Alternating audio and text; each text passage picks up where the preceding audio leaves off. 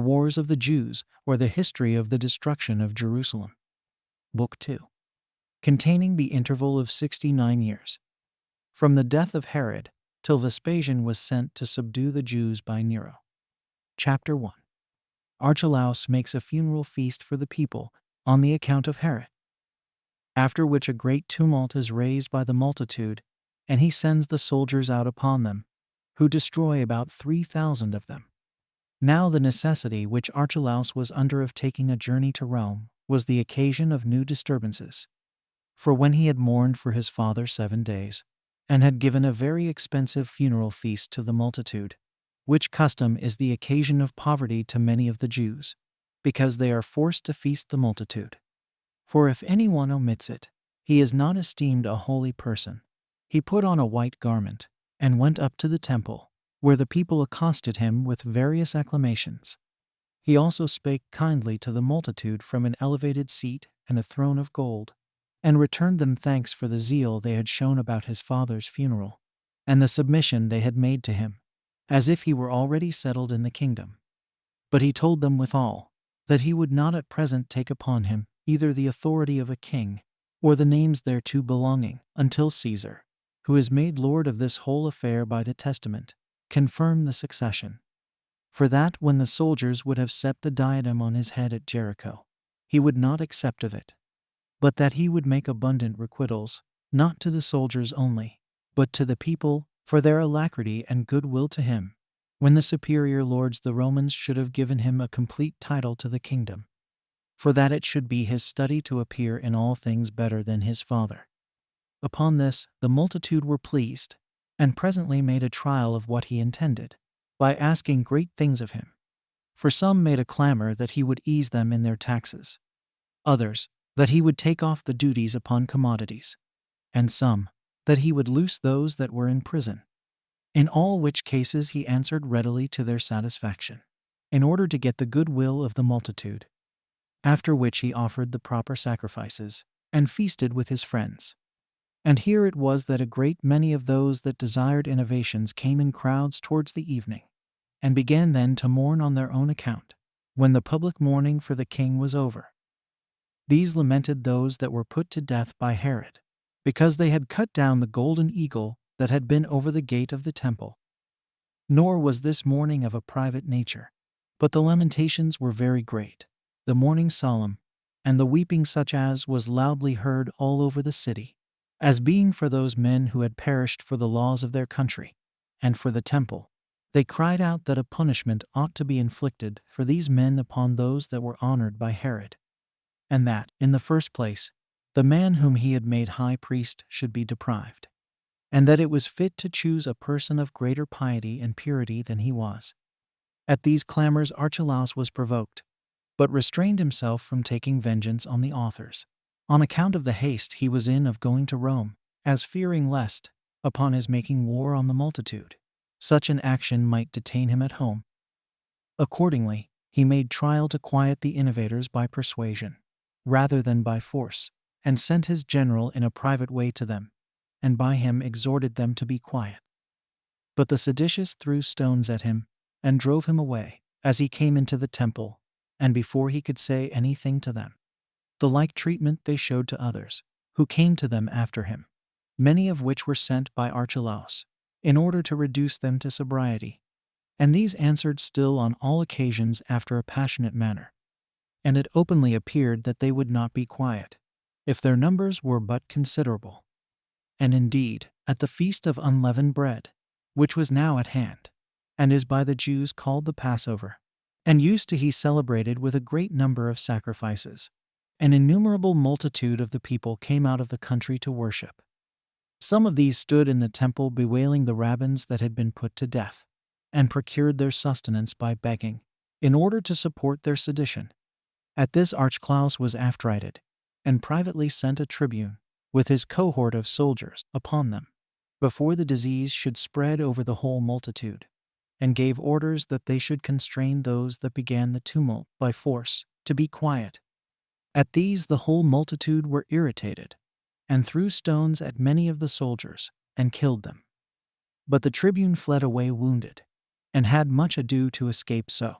after which they betook themselves to their sacrifices, as if they had done no mischief. Nor did it appear to Archelaus that the multitude could be restrained without bloodshed. So he sent his whole army upon them, the footmen in great multitudes, by the way of the city, and the horsemen by the way of the plain, who, falling upon them on the sudden, as they were offering their sacrifices, destroyed about 3,000 of them. But the rest of the multitude were dispersed upon the adjoining mountains. These were followed by Archelaus's heralds, who commanded every one to retire to their own homes, whither they all went, and left the festival. Chapter 2. Archelaus goes to Rome with a great number of his kindred. He is there accused before Caesar by Antipater, but is superior to his accusers in judgment by the means of that defense which Nicolaus made for him. Archelaus went down now to the seaside, with his mother and his friends, Poplas and Ptolemy and Nicolaus, and left behind him Philip, to be his steward in the palace, and to take care of his domestic affairs. Salome went also along with him with her sons, as did also the king's brethren and sons-in-law.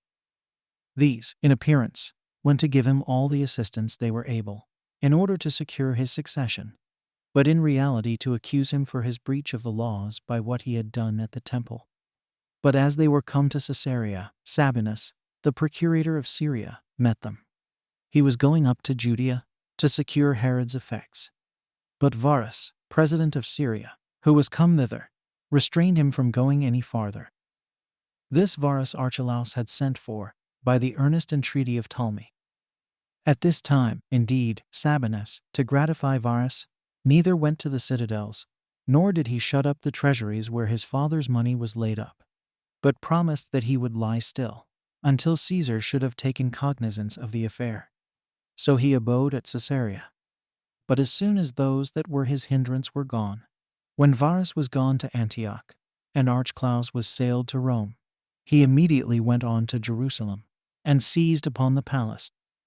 And when he had called for the governors of the citadels, and the stewards of the king's private affairs, he tried to sift out the accounts of the money, and to take possession of the citadels. But the governors of those citadels were not unmindful of the commands laid upon them by Archelaus, and continued to guard them, and said the custody of them rather belonged to Caesar than to Archelaus. In the meantime, Antipas went also to Rome, to strive for the kingdom, and to insist that the former testament, wherein he was named to be king, was valid before the latter testament. Salome had also promised to assist him, as had many of Archelaus's kindred, who sailed along with Archelaus himself also. He also carried along with him his mother, and Ptolemy, the brother of Nicolaus, who seemed one of great weight, on account of the great trust Herod put in him, he having been one of his most honored friends. However, Antipas depended chiefly upon Irenaeus, the orator, upon whose authority he had rejected such as advised him to yield to Archelaus, because he was his elder brother, and because the second testament gave the kingdom to him. The inclinations also of all Archelaus's kindred, who hated him, were removed to Antipas when they came to Rome, although in the first place every one rather desired to live under their own laws without a king, and to be under a Roman governor. But if they should fail in that point, these desired that Antipas might be their king. Sabinus did also afford these his assistance to the same purpose by letters he sent, wherein he accused Archelaus before Caesar, and highly commended Antipas.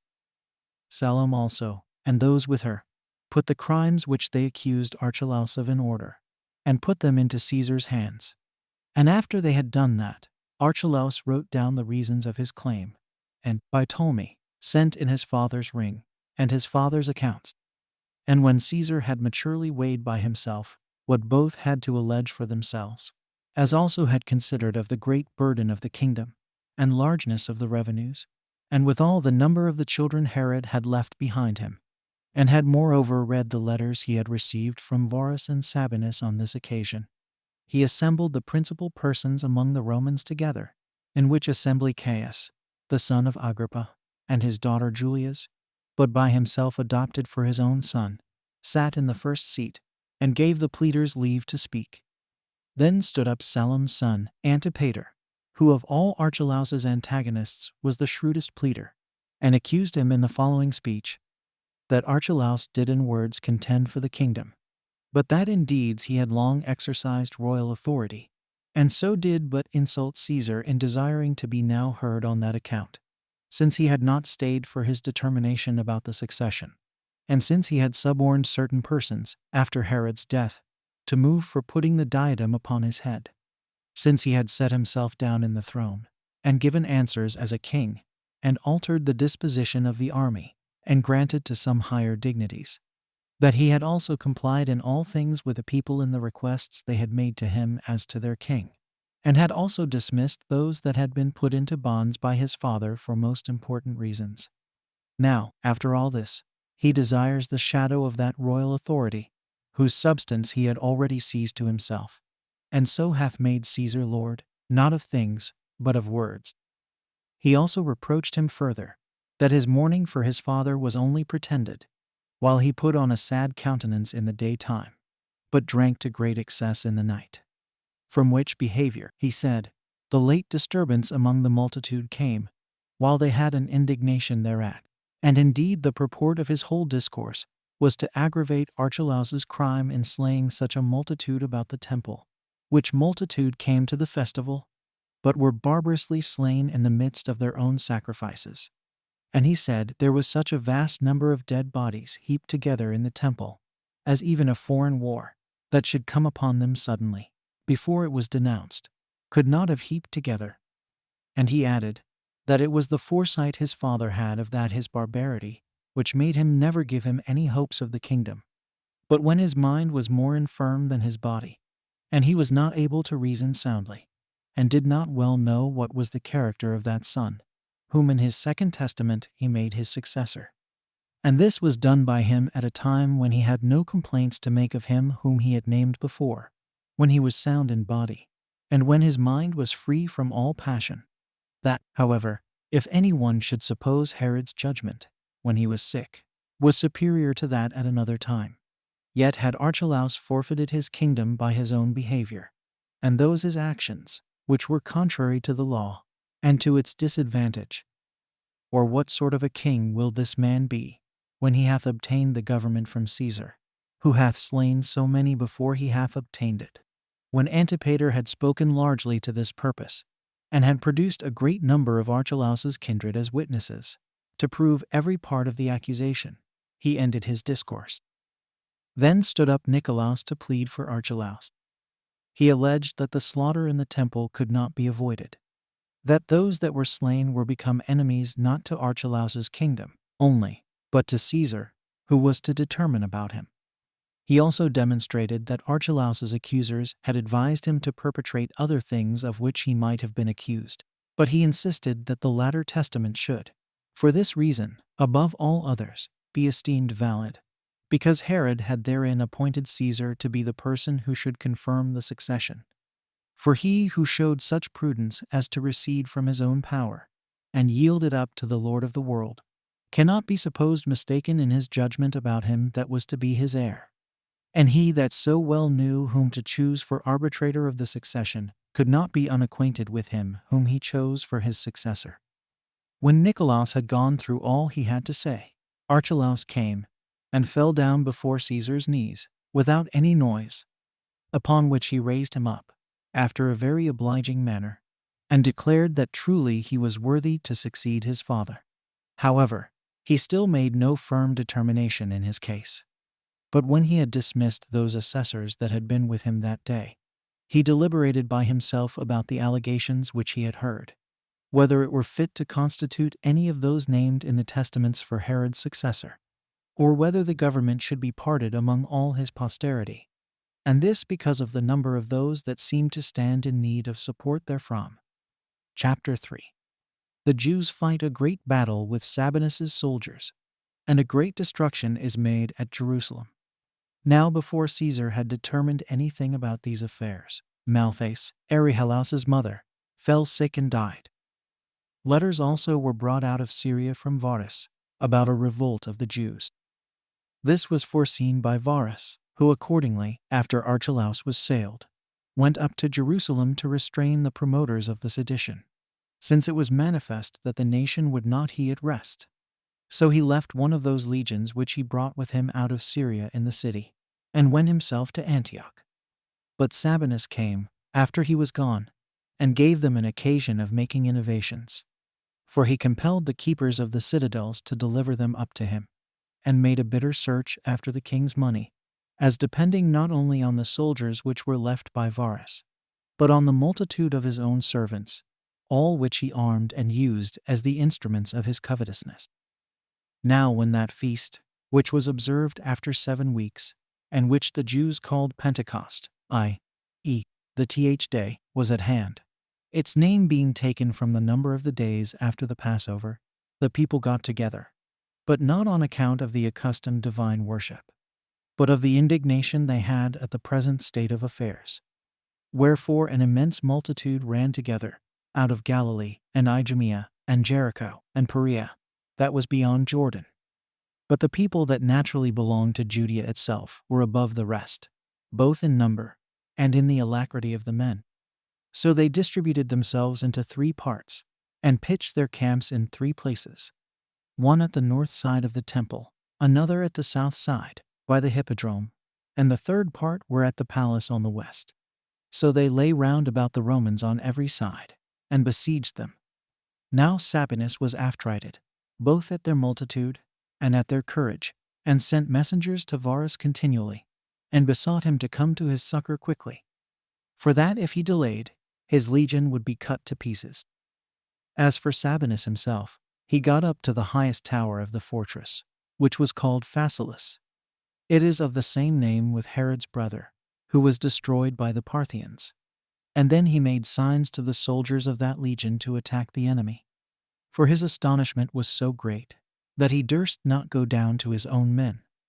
Hereupon the soldiers were prevailed upon, and leaped out into the temple, and fought a terrible battle with the Jews, in which, while there were none over their heads to distress them, they were too hard for them, by their skill, and the others' want of skill, in war.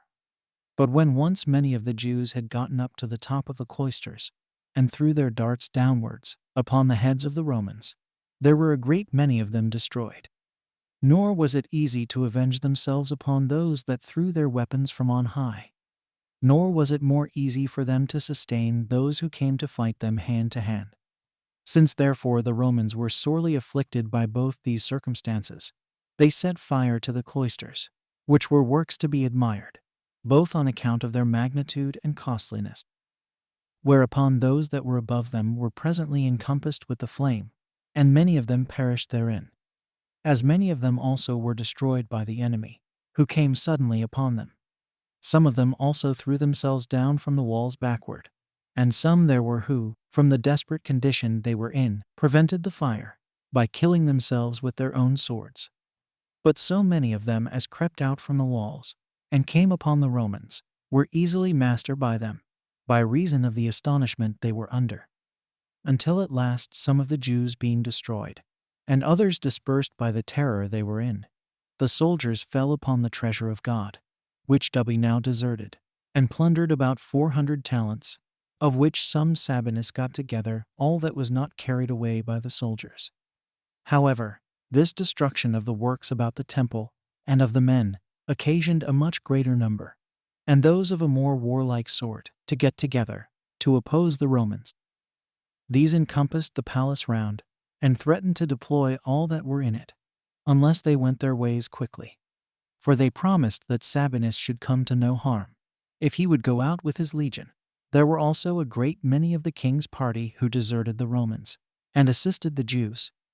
Yet did the most warlike body of them all, who were 3,000 of the men of Sebaste, go over to the Romans.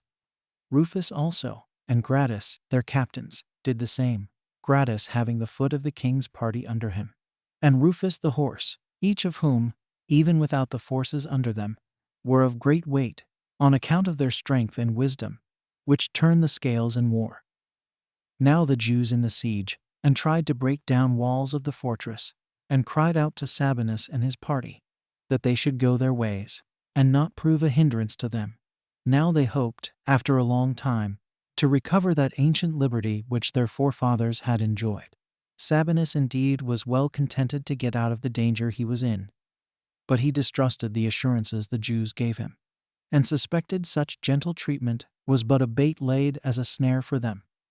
This consideration, together with the hopes he had of succor from Varus, made him bear the siege still longer. Chapter 4. Herod's veteran soldiers become tumultuous. The robberies of Judas.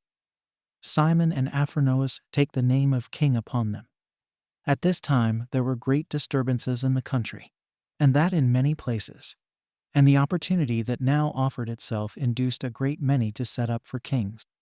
And indeed in Idumea 2,000 of Herod's veteran soldiers got together, and armed and fought against those of the king's party, against whom Ashabus, the king's first cousin, fought, and that out of some of the places that were the most strongly fortified, but so as to avoid a direct conflict with them in the plains.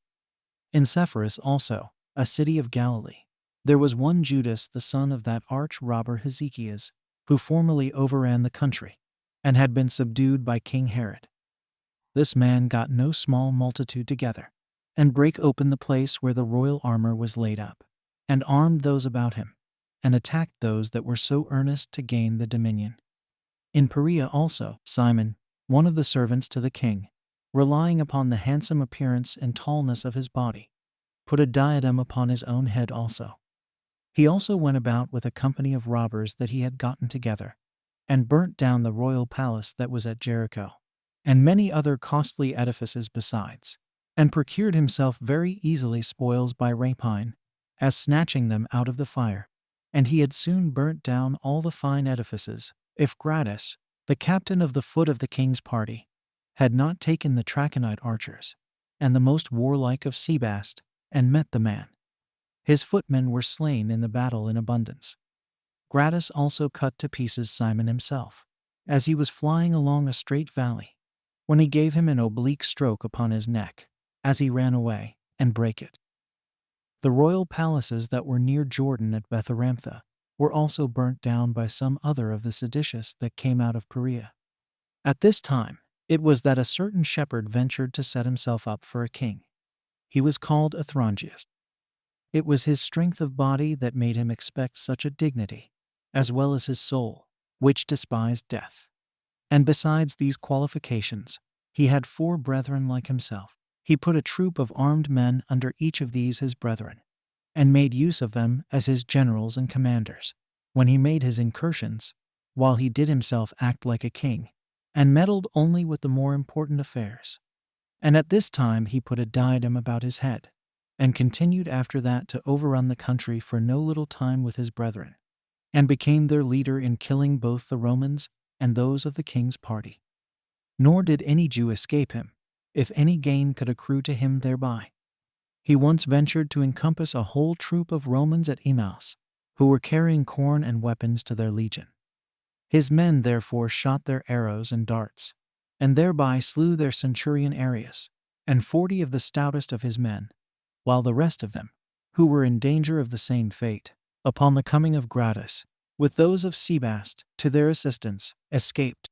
And when these men had thus served both their own countrymen and foreigners, and that through this whole war, 3 of them were, after some time, subdued, the eldest by Archelaus, the 2 next by falling into the hands of Gratus and Ptolemaeus. But the 4th delivered himself up to Archelaus, upon his giving him his right hand for his security. However, this their end was not till afterward, while at present they filled all Judea with a piratic war. Chapter 5. Varus composes the tumults in Judea, and crucifies about 2,000 of the seditious. Upon Varus's reception of the letters that were written by Sabinus and the captains, he could not avoid being afraid for the whole legion he had left there. So he made haste to their relief, and took with him the other 2 legions, with the 4 troops of horsemen to them belonging, and marched to Ptolemais, having given orders for the auxiliaries that were sent by the kings and governors of cities to meet him there. Moreover, he received from the people of Berytus, as he passed through their city, 1,500 armed men.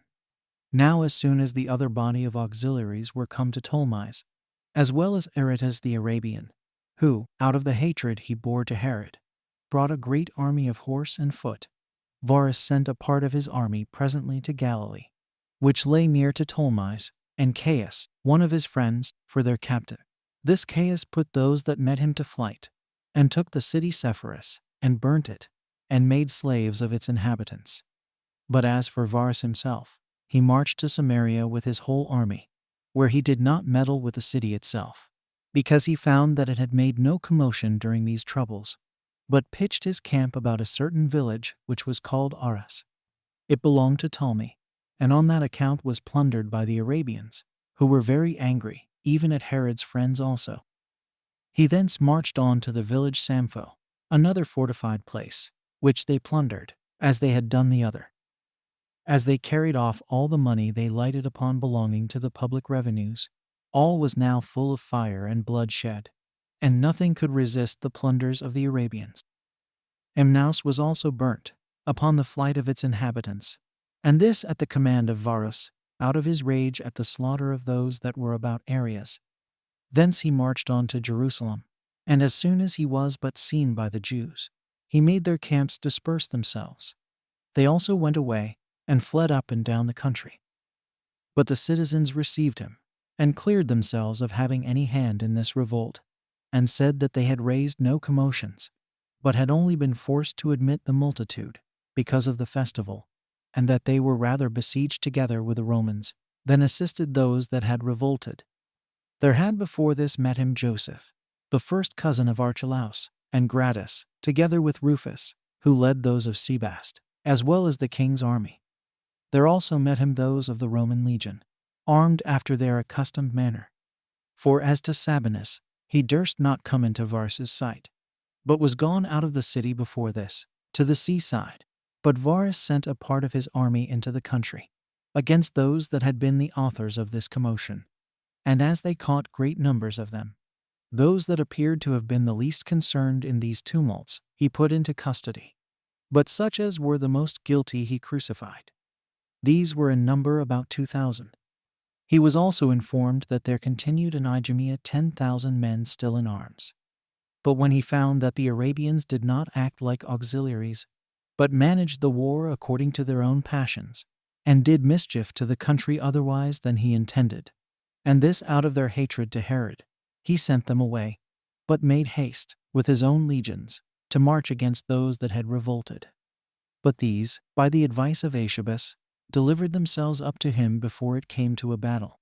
Then did Varus forgive the multitude their offenses, but sent their captains to Caesar to be examined by him. Now Caesar forgave the rest, but gave orders that certain of the king's relations for some of those that were among them were Herod's kinsmen should be put to death, because they had engaged in a war against a king of their own family. When therefore Varus had settled matters at Jerusalem after this manner, and had left the former legion there as a garrison, he returned to Antioch. Chapter 6. The Jews greatly complain of Archelaus and desire that they may be made subject to Roman governors. But when Caesar had heard what they had to say, he distributed Herod's dominions among his sons according to his own pleasure. But now came another accusation from the Jews against Archelaus at Rome, which he was to answer to. It was made by those ambassadors who, before the revolt, had come, by Varus's permission, to plead for the liberty of their country. Those that came were 50 in number, but there were more than 8,000 of the Jews at Rome who supported them. And when Caesar had assembled a council of the principal Romans in Apollo's temple, that was in the palace, this was what he had himself built and adorned, at a vast expense. The multitude of the Jews stood with the ambassadors, and on the other side stood Archelaus, with his friends. But as for the kindred of Archelaus, they stood on neither side. For to stand on Archelaus's side, their hatred to him, and envy at him, would not give them leave, while yet they were afraid to be seen by Caesar with his accusers. Besides these, there were present Archelaus's brother Philip, being sent thither beforehand, out of kindness by Varus, for 2 reasons. The one was this, that he might be assisting to Archelaus, and the other was this, that in case Caesar should make a distribution of what Herod possessed among his posterity, he might obtain some share of it. And now, upon the permission that was given the accusers to speak, they, in the first place, went over Herod's breaches of their law, and said that B was not a king, but the most barbarous of all tyrants, and that they had found him to be such by the sufferings they underwent from him, that when a very great number had been slain by him, those that were left had endured such miseries, that they called those that were dead happy men, that he had not only tortured the bodies of his subjects, but entire cities, and had done much harm to the cities of his own country, while he adorned those that belonged to foreigners. And he shed the blood of Jews, in order to do kindnesses to those people that were out of their bounds, that he had filled the nation full of poverty, and of the greatest iniquity, instead of that happiness and those laws which they had anciently enjoyed. That, in short, the Jews had borne more calamities from Herod in a few years than had their forefathers during all that interval of time that had passed since they had come out of Babylon and returned home in the reign of Xerxes. That, however, the nation was come to so low a condition, by being inured to hardships, that they submitted to his successor of their own accord, though he brought them into bitter slavery. That accordingly they readily called Archelaus, though he was the son of so great a tyrant, king, after the decease of his father, and joined with him in mourning for the death of Herod, and in wishing him good success in that his succession. While yet this Archelaus, lest he should be in danger of not being thought the genuine son of Herod, began his reign with the murder of 3,000 citizens, as if he had a mind to offer so many bloody sacrifices to God for his government, and to fill the temple with the like number of dead bodies at that festival. That, however, those that were left after so many miseries had just reason to consider now at last the calamities they had undergone, and to oppose themselves, like soldiers in war, to receive those stripes upon their faces, but not upon their backs, as hitherto. Whereupon they prayed that the Romans would have compassion upon the poor remains of Judea, and not expose what was left of them to such as barbarously tore them to pieces, and that they would join their country to Syria, and administer the government by their own commanders, whereby it would soon be demonstrated that those who are now under the calumny of seditious persons, and lovers of war, know how to bear governors that are set over them, if they be but tolerable ones. So the Jews concluded their accusation with this request. Then rose up Nicolaus, and confuted the accusations which were brought against the kings, and himself accused the Jewish nation, as hard to be ruled, and as naturally disobedient to kings. He also reproached all those kinsmen of Archelaus who had left him, and were gone over to his accusers. So Caesar, after he had heard both sides, dissolved the assembly for that time. But a few days afterward, he gave the one half of Herod's kingdom to Archelaus, by the name of Ethnarch, and promised to make him king also afterward, if he rendered himself worthy of that dignity.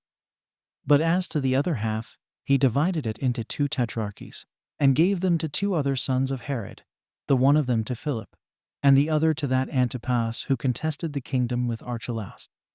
Under this last was Perea and Galilee, with a revenue of 200 talents.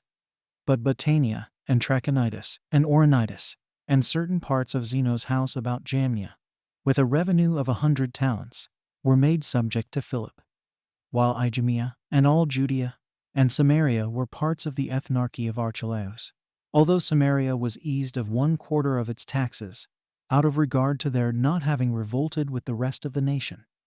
He also made subject to him the following cities, viz., Stratos Tower, and Sebast, and Joppa, and Jerusalem.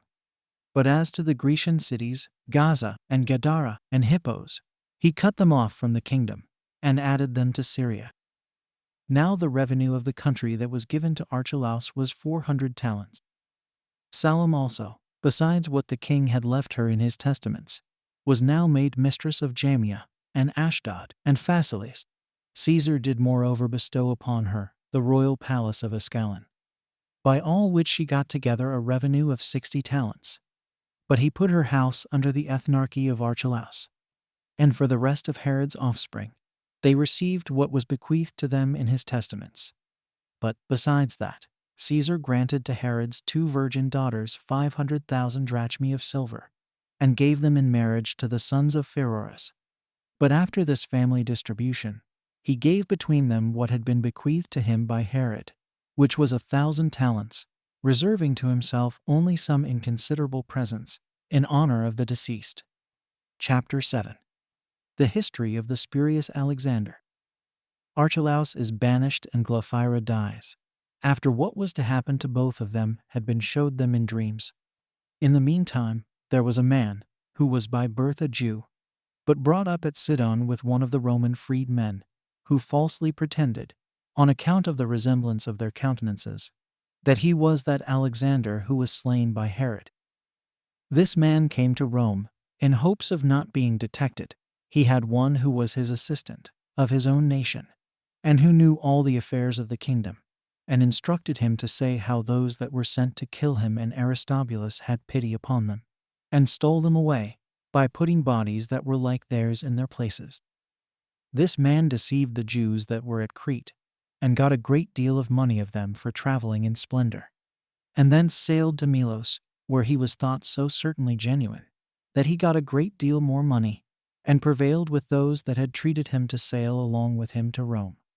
So he landed at Dicearchia, Puteoli, and got very large presents from the Jews who dwelt there, and was conducted by his father's friends as if he were a king. Nay, the resemblance in his countenance procured him so much credit, that those who had seen Alexander, and had known him very well, would take their oaths that he was the very same person. Accordingly, the whole body of the Jews that were at Rome ran out in crowds to see him, and an innumerable multitude there was which stood in the narrow places through which he was carried. For those of Melos were so far distracted, that they carried him in a sedan, and maintained a royal attendance for him at their own proper charges. But Caesar, who knew perfectly well the lineaments of Alexander's face, because he had been accused by Herod before him, discerned the fallacy in his countenance, even before he saw the man. However, he suffered the agreeable fame that went of him to have some weight with him, and sent Celadus, one who well knew Alexander, and ordered him to bring the young man to him. But when Caesar saw him, he immediately discerned a difference in his countenance. And when he had discovered that his whole body was of a more robust texture, and like that of a slave, he understood the whole was a contrivance. But the impudence of what he said greatly provoked him to be angry at him. For when he was asked about Aristobulus, he said that he was also preserved alive, and was left on purpose in Cyprus, for fear of treachery, because it would be harder for plotters to get them both into their power, while they were separate. Then did Caesar take him by himself privately, and said to him, I will give thee thy life, if thou wilt discover who it was that persuaded thee to forge such stories. So he said that he would discover him, and followed Caesar, and pointed to that Jew who abused the resemblance of his face to get money. For that he had received more presents in every city than ever Alexander did when he was alive. Caesar laughed at the contrivance, and put this spurious Alexander among his rowers, on account of the strength of his body, but ordered him that persuaded him to be put to death. But for the people of Melos, they had been sufficiently punished for their folly, by the expenses they had been at on his account.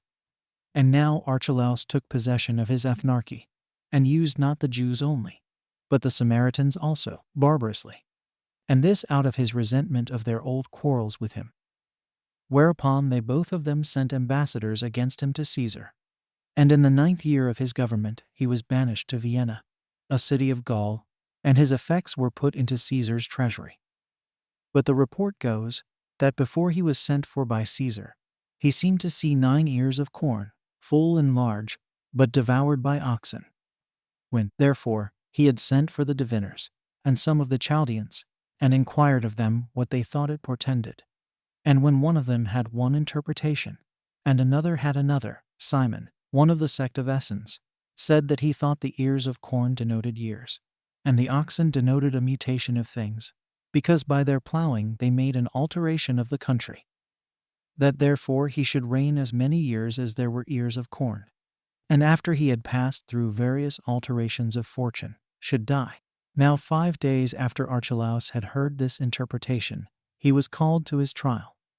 I cannot also but think it worthy to be recorded what dream Glaphyra, the daughter of Archelaus, king of Cappadocia, had, who had at first been wife to Alexander, who was the brother of Archelaus, concerning whom we have been discoursing. This Alexander was the son of Herod the king, by whom he was put to death, as we have already related.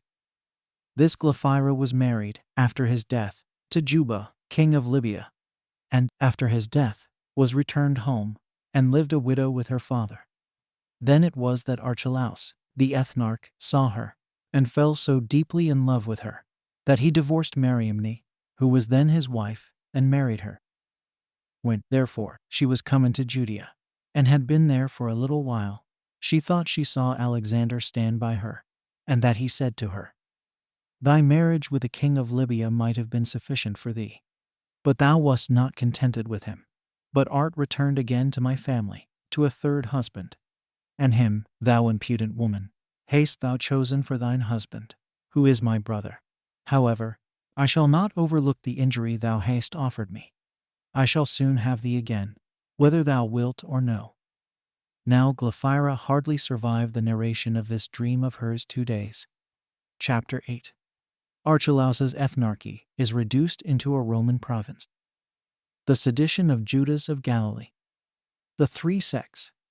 And now Archelaus's part of Judea was reduced into a province, and Coponius, one of the equestrian order among the Romans, was sent as a procurator, having the power of life and death put into his hands by Caesar.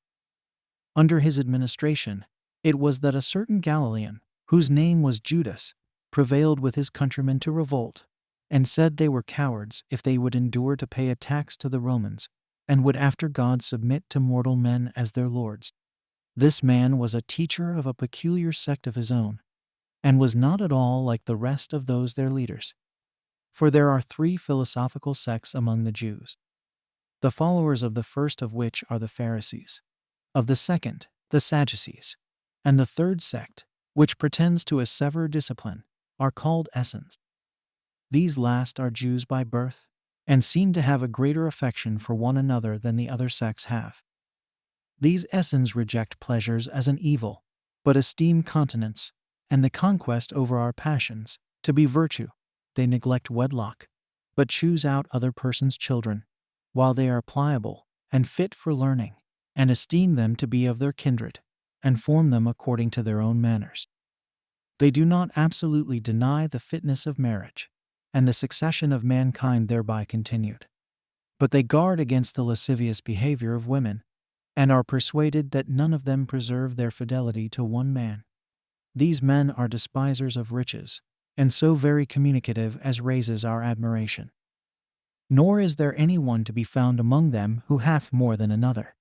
For it is a law among them, that those who come to them must let what they have be common to the whole order, insomuch that among them all there is no appearance of poverty, or excess of riches, but every one's possessions are intermingled with every other's possessions. And so there is, as it were, one patrimony among all the brethren. They think that oil is a defilement, and if any one of them be anointed without his own approbation, it is wiped off his body. For they think to be sweaty is a good thing, as they do also to be clothed in white garments. They also have stewards appointed to take care of their common affairs, who every one of them have no separate business for any, but what is for the uses of them all. They have no uncertain city, but many of them dwell in every city. And if any of their sect come from other places, what they have lies open for them, just as if it were their own. And they go into such as they never knew before, as if they had been ever so long acquainted with them. For which reason they carry nothing at all with them when they travel into remote parts, though still they take their weapons with them, for fear of thieves. Accordingly, there is, in every city where they live, one appointed particularly to take care of strangers, and to provide garments and other necessaries for them.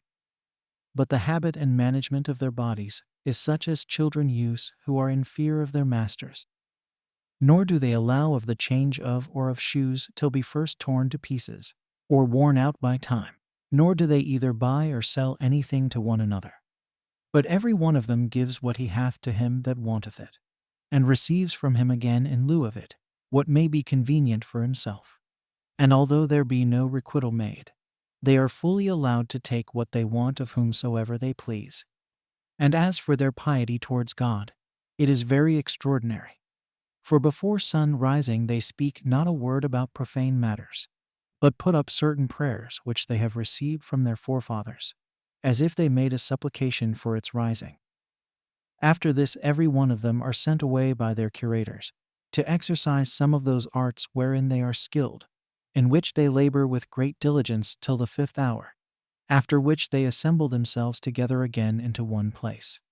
And when they have clothed themselves in white veils, they then bathe their bodies in cold water.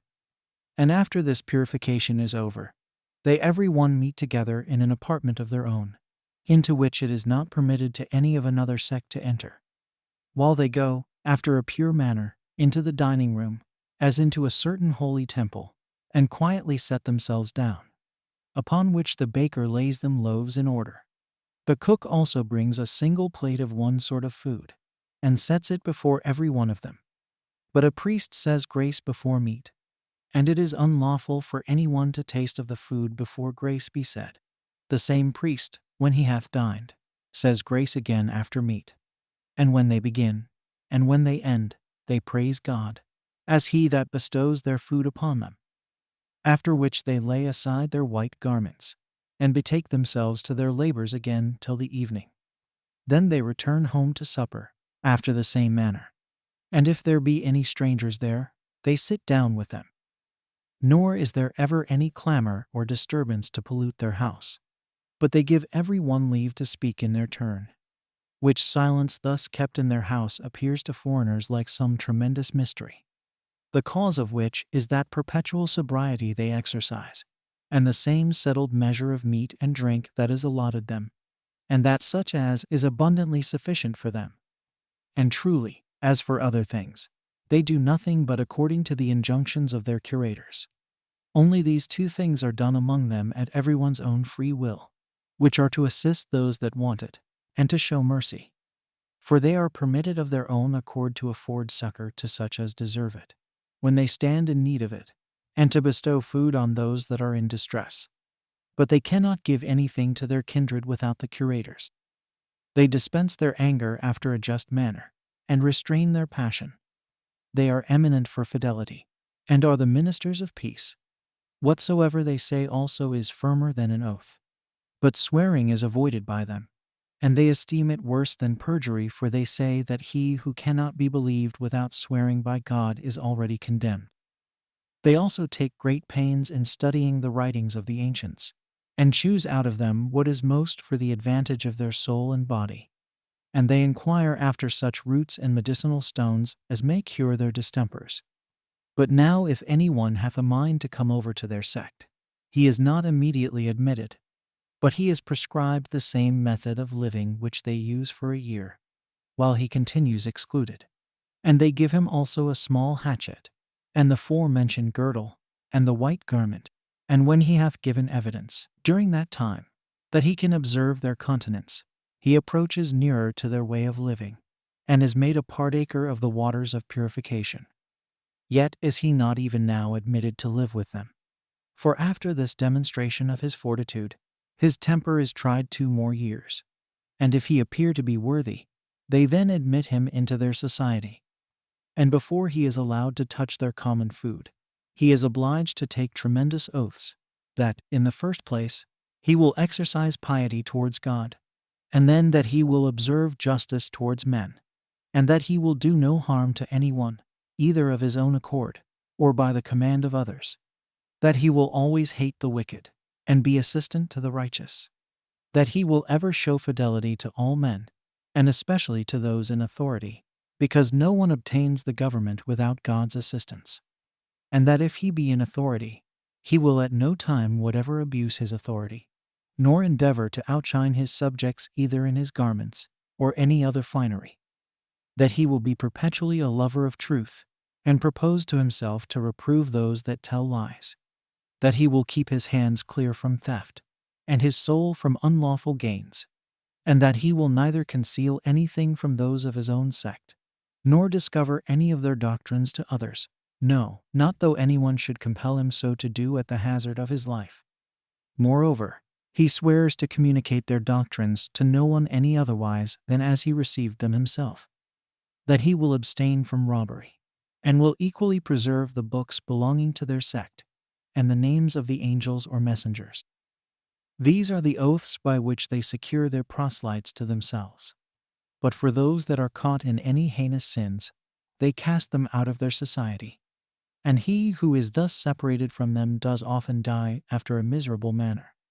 For as he is bound by the oath he hath taken, and by the customs he hath been engaged in, he is not at liberty to partake of that food that he meets with elsewhere, but is forced to eat grass, and to famish his body with hunger, till he perish. For which reason they receive many of them again when they are at their last gasp, out of compassion to them, as thinking the miseries they have endured till they came to the very brink of death to be a sufficient punishment for the sins they had been guilty of. But in the judgments they exercise they are most accurate and just, nor do they pass sentence by the votes of a court that is fewer than 100. And as to what is once determined by that number, it is unalterable. What they most of all honor, after God himself, is the name of their legislator Moses, whom if any one blaspheme he is punished capitally. They also think it a good thing to obey their elders, and the major part. Accordingly, if 10 of them be sitting together, no one of them will speak while the other 9 are against it. They also avoid spitting in the midst of them, or on the right side. Moreover, they are stricter than any other of the Jews in resting from their labors on the 7th day. For they not only get their food ready the day before, that they may not be obliged to kindle a fire on that day, but they will not remove any vessel out of its place, nor go to stool thereon. Nay, on other days they dig a small pit, a foot deep, with a paddle which kind of hatchet is given them when they are first admitted among them, and covering themselves round with their garment, that they may not affront the divine rays of light, they ease themselves into that pit, after which they put the earth that was dug out again into the pit. And even this they do only in the more lonely places, which they choose out for this purpose. And although this easement of the body be natural, yet it is a rule with them to wash themselves after it, as if it were a defilement to them. Now, after the time of their preparatory trial is over, they are parted into 4 classes. And so far are the juniors inferior to the seniors, that if the seniors should be touched by the juniors, they must wash themselves, as if they had intermixed themselves with the company of a foreigner. They are long-lived also, insomuch that many of them live above 100 years, by means of the simplicity of their diet. Nay, as I think, by means of the regular course of life, they observe also. They contemn the miseries of life, and are above pain, by the generosity of their mind. And as for death, if it will be for their glory, they esteem it better than living always. And indeed our war with the Romans gave abundant evidence what great souls they had in their trials, wherein, although they were tortured and distorted, burnt and torn to pieces, and went through all kinds of instruments of torment, that they might be forced either to blaspheme their legislator, or to eat what was forbidden them. Yet could they not be made to do either of them, no, nor once to flatter their tormentors, or to shed a tear. But they smiled in their very pains, and laughed those to scorn who inflicted the torments upon them, and resigned up their souls with great alacrity, as expecting to receive them again. For their doctrine is this, that bodies are corruptible, and that the matter they are made of is not permanent, but that the souls are immortal, and continue forever, and that they come out of the most subtile air, and are united to their bodies as to prisons, into which they are drawn by a certain natural enticement, but that when they are set free from the bonds of the flesh, they then, as released from a long bondage, rejoice and mount upward. And this is like the opinions of the Greeks, that good souls have their habitations beyond the ocean, in a region that is neither oppressed with storms of rain or snow, or with intense heat, but that this place is such as is refreshed by the gentle breathing of a west wind, that is perpetually blowing from the ocean, while they allot to bad souls a dark and tempestuous den, full of never-ceasing punishments. And indeed the Greeks seem to me to have followed the same notion, when they allot the islands of the blessed to their brave men, whom they call heroes and demigods, and to the souls of the wicked, the region of the ungodly, in Hades, where their fables relate that certain persons, such as Sisyphus, and Tantalus, and Ixion, and Tydeus, are punished, which is built on this first supposition, that souls are immortal. And thence are those exhortations to virtue and dehortations from wickedness collected, whereby good men are bettered in the conduct of their life by the hope they have of reward after their death, and whereby the vehement inclinations of bad men to vice are restrained, by the fear and expectation they are in, that although they should lie concealed in this life, they should suffer immortal punishment after their death.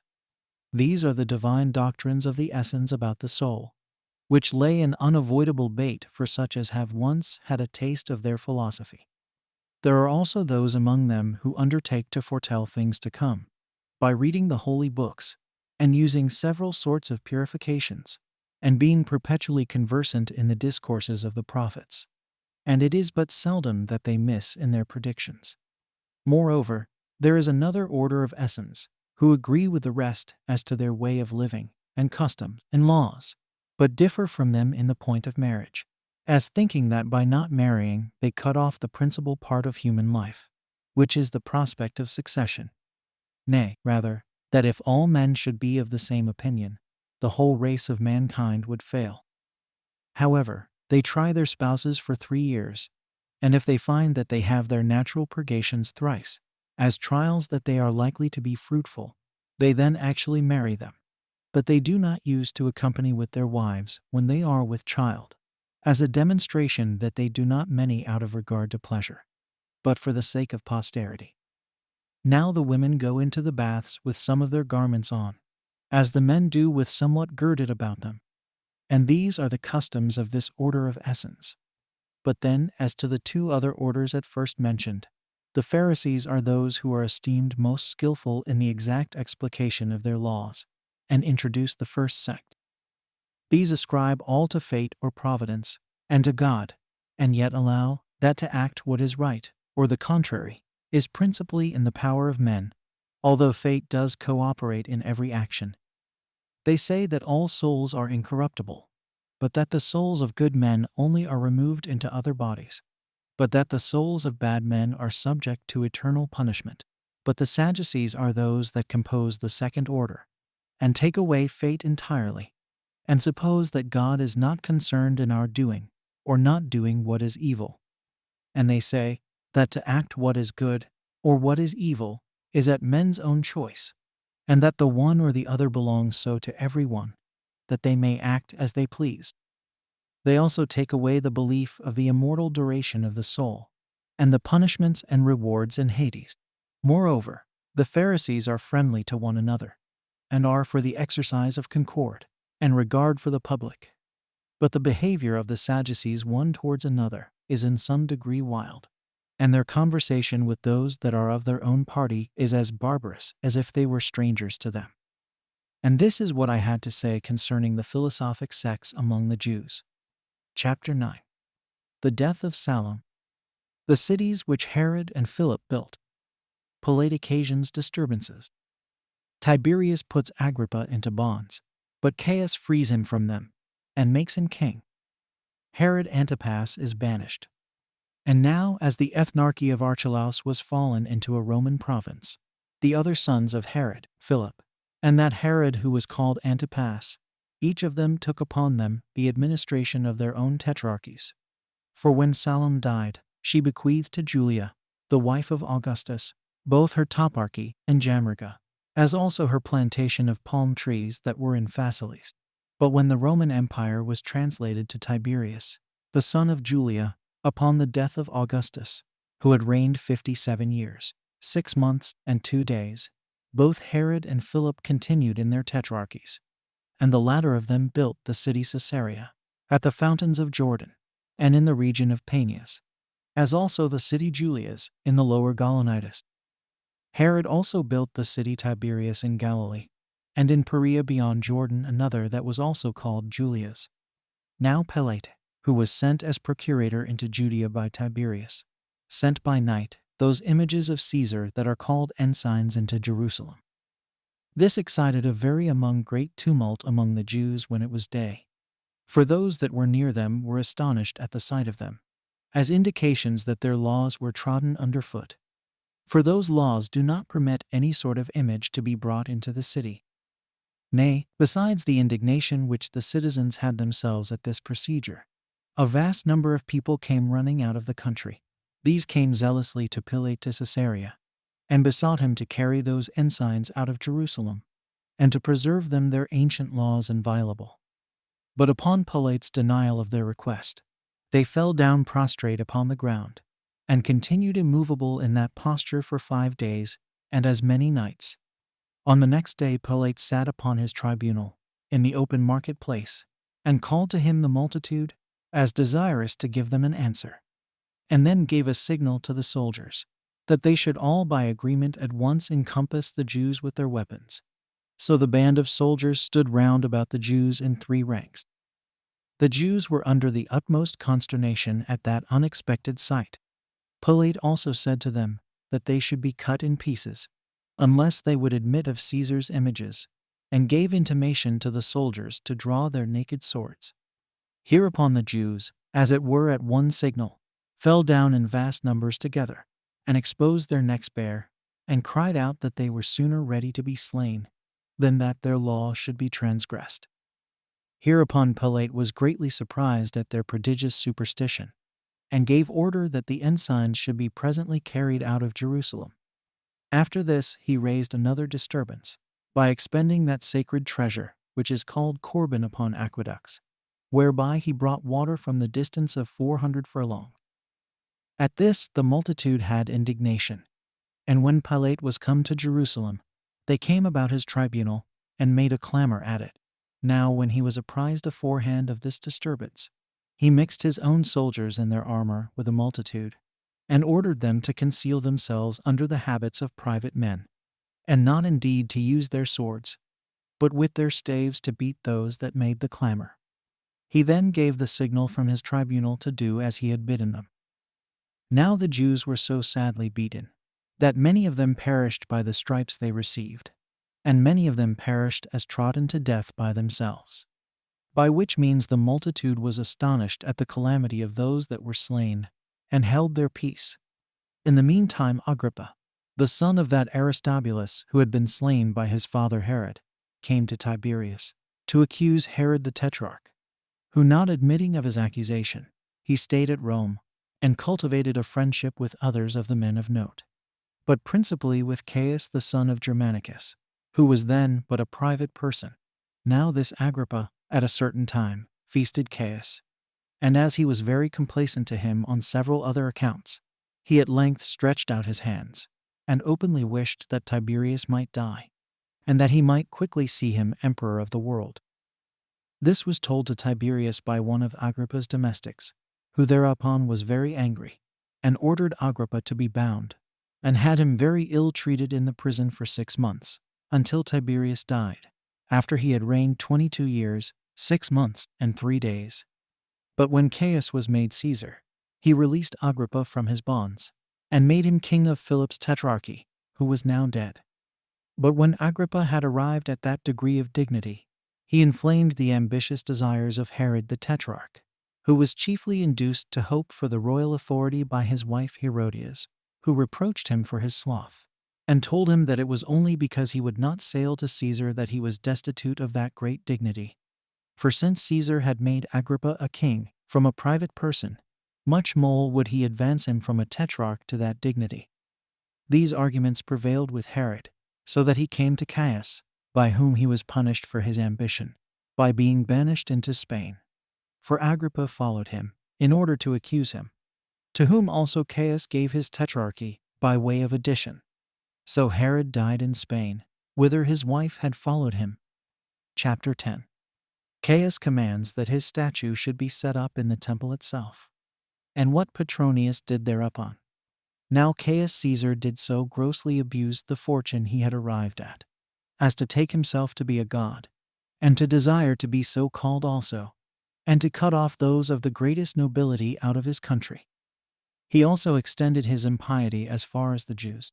Accordingly, he sent Petronius with an army to Jerusalem, to place his statues in the temple, and commanded him that, in case the Jews would not admit of them, he should slay those that opposed it, and carry all the rest of the nation into captivity.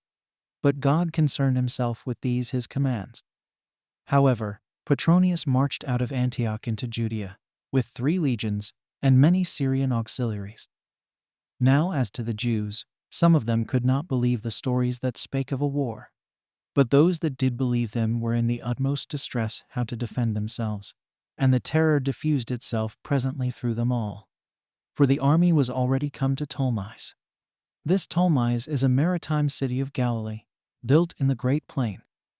It is encompassed with mountains. That on the east side, 60 furlongs off, belongs to Galilee. But that on the south belongs to Carmel, which is distant from it 120 furlongs. And that on the north is the highest of them all, and is called by the people of the country, the ladder of the Tyrians, which is at the distance of 100 furlongs. The very small river Belus runs by it, at the distance of 2 furlongs, near which there is Menman's monument, and hath near it a place no larger than 100 cubits, which deserves admiration. For the place is round and hollow, and affords such sand as glass is made of, which place, when it hath been emptied by the many ships there loaded, it is filled again by the winds, which bring into it, as it were on purpose, that sand which lay remote, and was no more than bare common sand, while this mine presently turns it into glassy sand. And what is to me still more wonderful, that glassy sand which is superfluous, and is once removed out of the place, becomes bare common sand again. And this is the nature of the place we are speaking of. But now the Jews got together in great numbers with their wives and children into that plain that was by Ptolemais, and made supplication to Petronius, first for their laws, and, in the next place, for themselves. So he was prevailed upon by the multitude of the supplicants, and by their supplications, and left his army and the statues at Ptolemais, and then went forward into Galilee, and called together the multitude and all the men of note to Tiberias, and showed them the power of the Romans and the threatenings of Caesar. And, besides this, proved that their petition was unreasonable, because while all the nations in subjection to them had placed the images of Caesar in their several cities, among the rest of their gods, for them alone to oppose it, was almost like the behavior of revolters, and was injurious to Caesar. And when they insisted on their law, and the custom of their country, and how it was not only not permitted them to make either an image of God, or indeed of a man, and to put it in any despicable part of their country, much less in the temple itself, Petronius replied, "And am not I also," said he, "bound to keep the law of my own Lord? For if I transgress it, and spare you, it is but just that I perish, while he that sent me, and not I, will commence a war against you. For I am under command as well as you." Hereupon the whole multitude cried out that they were ready to suffer for their law. Petronius then quieted them, and said to them, "Will you then make war against Caesar?" The Jews said, "We offer sacrifices twice every day for Caesar, and for the Roman people.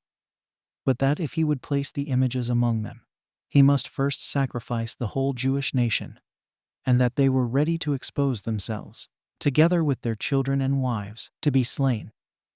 At this Petronius was astonished, and pitied them, on account of the inexpressible sense of religion the men were under, and that courage of theirs which made them ready to die for it. So they were dismissed without success.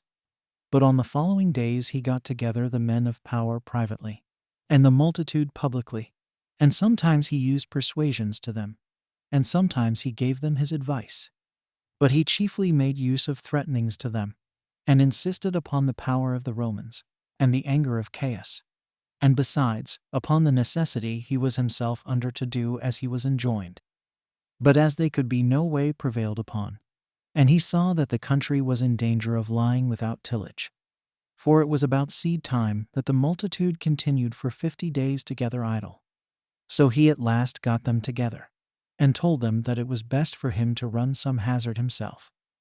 For either, by the divine assistance, I shall prevail with Caesar, and shall myself escape the danger as well as you, which will he matter of joy to us both. Or, in case Caesar continue in his rage, I will be ready to expose my own life for such a great number as you are.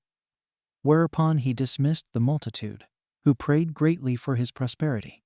And he took the army out of Ptolemais, and returned to Antioch, from whence he presently sent an epistle to Caesar, and informed him of the eruption he had made into Judea, and of the supplications of the nation, and that unless he had a mind to lose both the country and the men in it, he must permit them to keep their law, and must countermand his former injunction. Caius answered that epistle in a violent way, and threatened to have Petronius put to death for his being so tardy in the execution of what he had commanded.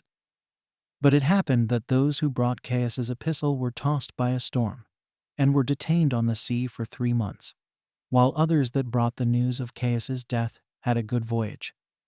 Accordingly, Petronins received the epistle concerning Caius 27 days before he received that which was against himself. Chapter 11. Concerning the government of Claudius and the reign of Agrippa. Concerning the deaths of Agrippa and of Herod, and what children they both left behind them. Now when Caius had reigned 3 years and 8 months, and had been slain by treachery, Claudius was hurried away by the armies that were at Rome to take the government upon him.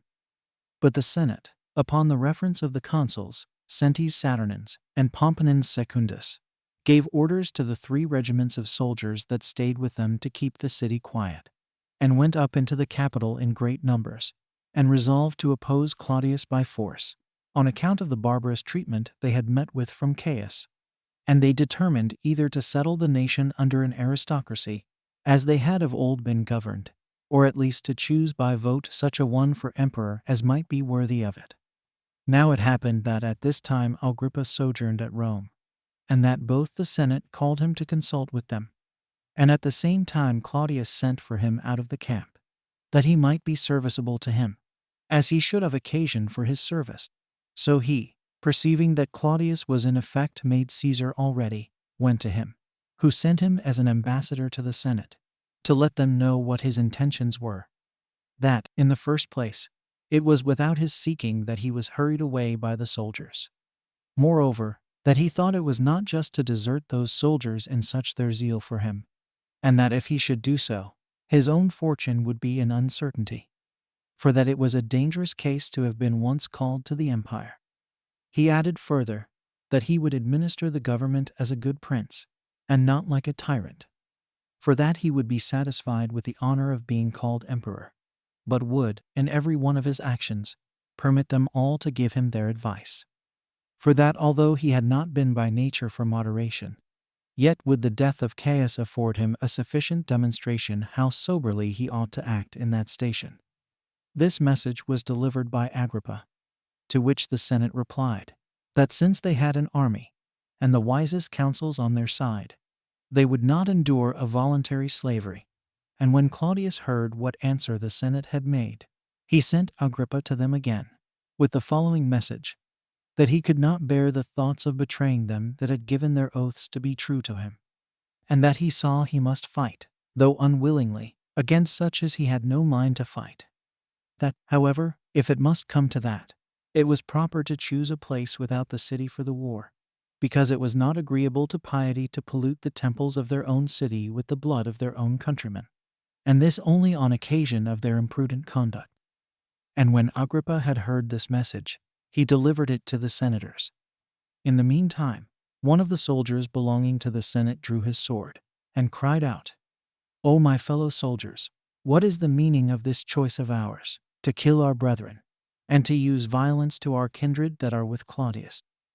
While we may have him for our emperor whom no one can blame, and who hath so many just reasons to lay claim to the government, and this with regard to those against whom we are going to fight." When he had said this, he marched through the whole Senate, and carried all the soldiers along with him. Upon which all the patricians were immediately in a great fright at their being thus deserted.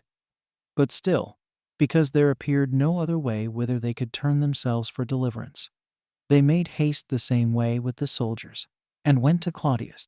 But those that had the greatest luck in flattering the good fortune of Claudius betimes met them before the walls with their naked swords. And there was reason to fear that those that came first might have been in danger, before Claudius could know what violence the soldiers were going to offer them, had not Agrippa ran before, and told him what a dangerous thing they were going about, and that unless he restrained the violence of these men, who were in a fit of madness against the patricians, he would lose those on whose account it was most desirable to rule, and would be emperor over a desert. When Claudius heard this, he restrained the violence of the soldiery, and received the Senate into the camp, and treated them after an obliging manner, and went out with them presently to offer their thank offerings to God, which were proper upon his first coming to the empire. Moreover, he bestowed on Agrippa his whole paternal kingdom immediately, and added to it, besides those countries that had been given by Augustus to Herod, Trachonitis and Auranitis, and still besides these, that kingdom which was called the kingdom of Lysanias. This gift he declared to the people by a decree, but ordered the magistrates to have the donation engraved on tables of brass, and to be set up in the Capitol. He bestowed on his brother Herod, who was also his son-in-law, by marrying his daughter Bernice, the kingdom of Chalcis. So now riches flowed into Agrippa by his enjoyment of so large a dominion. Nor did he abuse the money he had on small matters, but he began to encompass Jerusalem with such a wall, which, had it been brought to perfection, had made it impracticable for the Romans to take it by siege. But his death, which happened at Caesarea, before he had raised the walls to their due height, prevented him. He had then reigned 3 years, as he had governed his tetrarchies 3 other years. He left behind him 3 daughters, born to him by Cypros, Bernice, Mariamne, and Drusilla, and a son born of the same mother, whose name was Agrippa. He was left a very young child, so that Claudius made the country a Roman province, and sent Cuspius Fadus to be its procurator, and after him Tiberius Alexander, who, making no alterations of the ancient laws, kept the nation in tranquility. Now after this, Herod the king of Chalcis died, and left behind him 2 sons, born to him of his brother's daughter Bernice. Their names were Bernijanus and Hyrcanus. He also left behind him Aristobulus, whom he had by his former wife Mariamne. There was besides another brother of his that died, a private person. His name was also Aristobulus, who left behind him a daughter, whose name was Jodip. And these, as I have formerly said, were the children of Aristobulus the son of Herod, which Aristobulus and Alexander were born to Herod by Mariamne, and were slain by him. But as for Alexander's posterity, they reigned in Armenia. Chapter 12. Many tumults under Cumanus, which were composed by Quadratus. Felix is procurator of Judea. Agrippa is advanced from Chalcis to a greater kingdom. Now after the death of Herod, king of Chalcis, Claudius set Agrippa, the son of Agrippa, over his uncle's kingdom, while Cumanus took upon him the office of procurator of the rest, which was a Roman province, and therein he succeeded Alexander. Under which Quirinus began the troubles, and the Jews' ruin came on. For when the multitude were come together to Jerusalem, to the feast of unleavened bread, and a Roman cohort stood over the cloisters of the temple, for they always were armed, and kept guard at the festivals, to prevent any innovation which the multitude thus gathered together might make, one of the soldiers pulled back his garment, and cowering down after an indecent manner, turned his breech to the Jews, and spake such words as you might expect upon such a posture. At this the whole multitude had indignation, and made a clamor to Cumanus, that he would punish the soldier.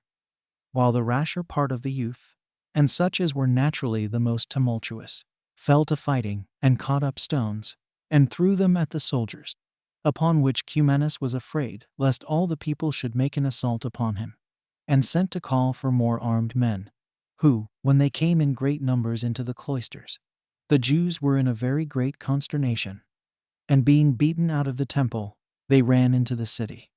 And the violence with which they crowded to get out was so great, that they trod upon each other, and squeezed one another, till 10,000 of them were killed, insomuch that this feast became the cause of mourning to the whole nation, and every family lamented their own relations.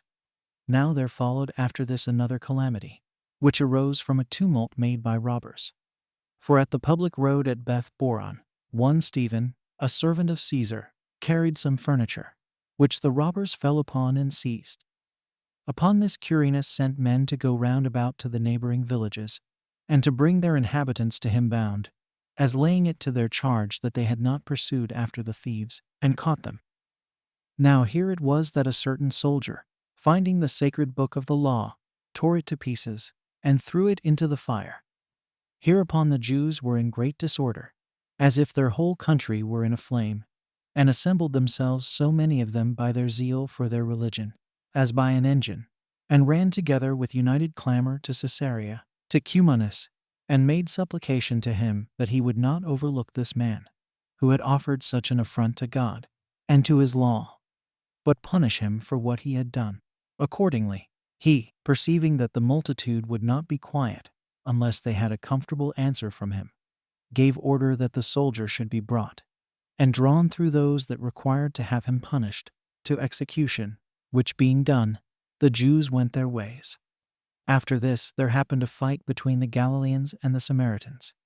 It happened at a village called Jemin, which is situate in the great plain of Samaria, where, as a great number of Jews were going up to Jerusalem to the Feast of Tabernacles, a certain Galilean was slain, and besides, a vast number of people ran together out of Galilee, in order to fight with the Samaritans.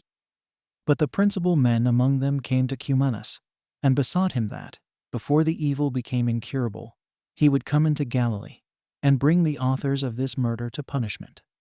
For that there was no other way to make the multitude separate without coming to blows.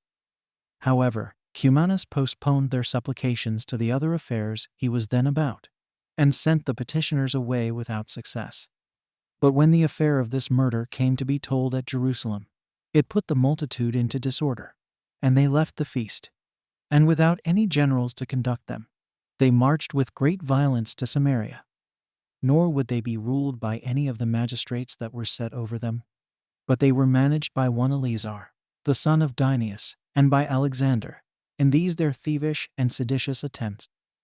These men fell upon those that were ill the neighborhood of the Acrabatine toparchy, and slew them, without sparing any age, and set the villages on fire. But Cumanus took one troop of horsemen, called the troop of Sebast, out of Caesarea, and came to the assistance of those that were spoiled. He also seized upon a great number of those that followed Eleazar, and slew more of them. And as for the rest of the multitude of those that went so zealously to fight with the Samaritans, the rulers of Jerusalem ran out clothed with sackcloth, and having ashes on their head, and begged of them to go their ways, lest by their attempt to revenge themselves upon the Samaritans they should provoke the Romans to come against Jerusalem, to have compassion upon their country and temple, their children and their wives, and not bring the utmost dangers of destruction upon them, in order to avenge themselves upon one Galilean only. The Jews complied with these persuasions of theirs, and dispersed themselves. But still there were a great number who betook themselves to robbing, in hopes of impunity. And rapines and insurrections of the bolder sort happened over the whole country. And the men of power among the Samaritans came to Tyre, to Omidius Quadratus, the president of Syria, and desired that they that had laid waste the country might be punished. The great men also of the Jews, and Jonathan the son of Ananus the high priest, came thither, and said that the Samaritans were the beginners of the disturbance, on account of that murder they had committed, and that Cumanus had given occasion to what had happened, by his unwillingness to punish the original authors of that murder. But Quadratus put both parties off for that time, and told them that when he should come to those places, he would make a diligent inquiry after every circumstance, after which he went to Caesarea, and crucified all those whom Cumanus had taken alive. And when from thence he was come to the city Lydda, he heard the affair of the Samaritans, and sent for 18 of the Jews, whom he had learned to have been concerned in that fight, and beheaded them. But he sent 2 others of those that were of the greatest power among them, and both Jonathan and Ananias, the high priests, as also Artanus the son of this Ananias, and certain others that were eminent among the Jews, to Caesar, as he did in like manner by the most illustrious of the Samaritans. He also ordered that Quirinus the procurator and Celer the tribune should sail to Rome, in order to give an account of what had been done to Caesar. When he had finished these matters, he went up from Lydda to Jerusalem, and finding the multitude celebrating their feast of unleavened bread without any tumult, he returned to Antioch. Now when Caesar at Rome had heard what Cumanus and the Samaritans had to say, where it was done in the hearing of Agrippa, who zealously espoused the cause of the Jews, As in like manner many of the great men stood by Cumanus, he condemned the Samaritans, and commanded that 3 of the most powerful men among them should be put to death. He banished Cumanus, and sent color-bound to Jerusalem, to be delivered over to the Jews to be tormented, that he should be drawn round the city, and then beheaded. After this Caesar sent Felix, the brother of Pallas, to be procurator of Galilee, and Samaria, and Perea, and removed Agrippa from Chalcis unto a greater kingdom. For he gave him the tetrarchy which had belonged to Philip, which contained Badani, Trachonitis, and Gaulonitis. He added to it the kingdom of Lysanias, and that province Abilene which Varus had governed.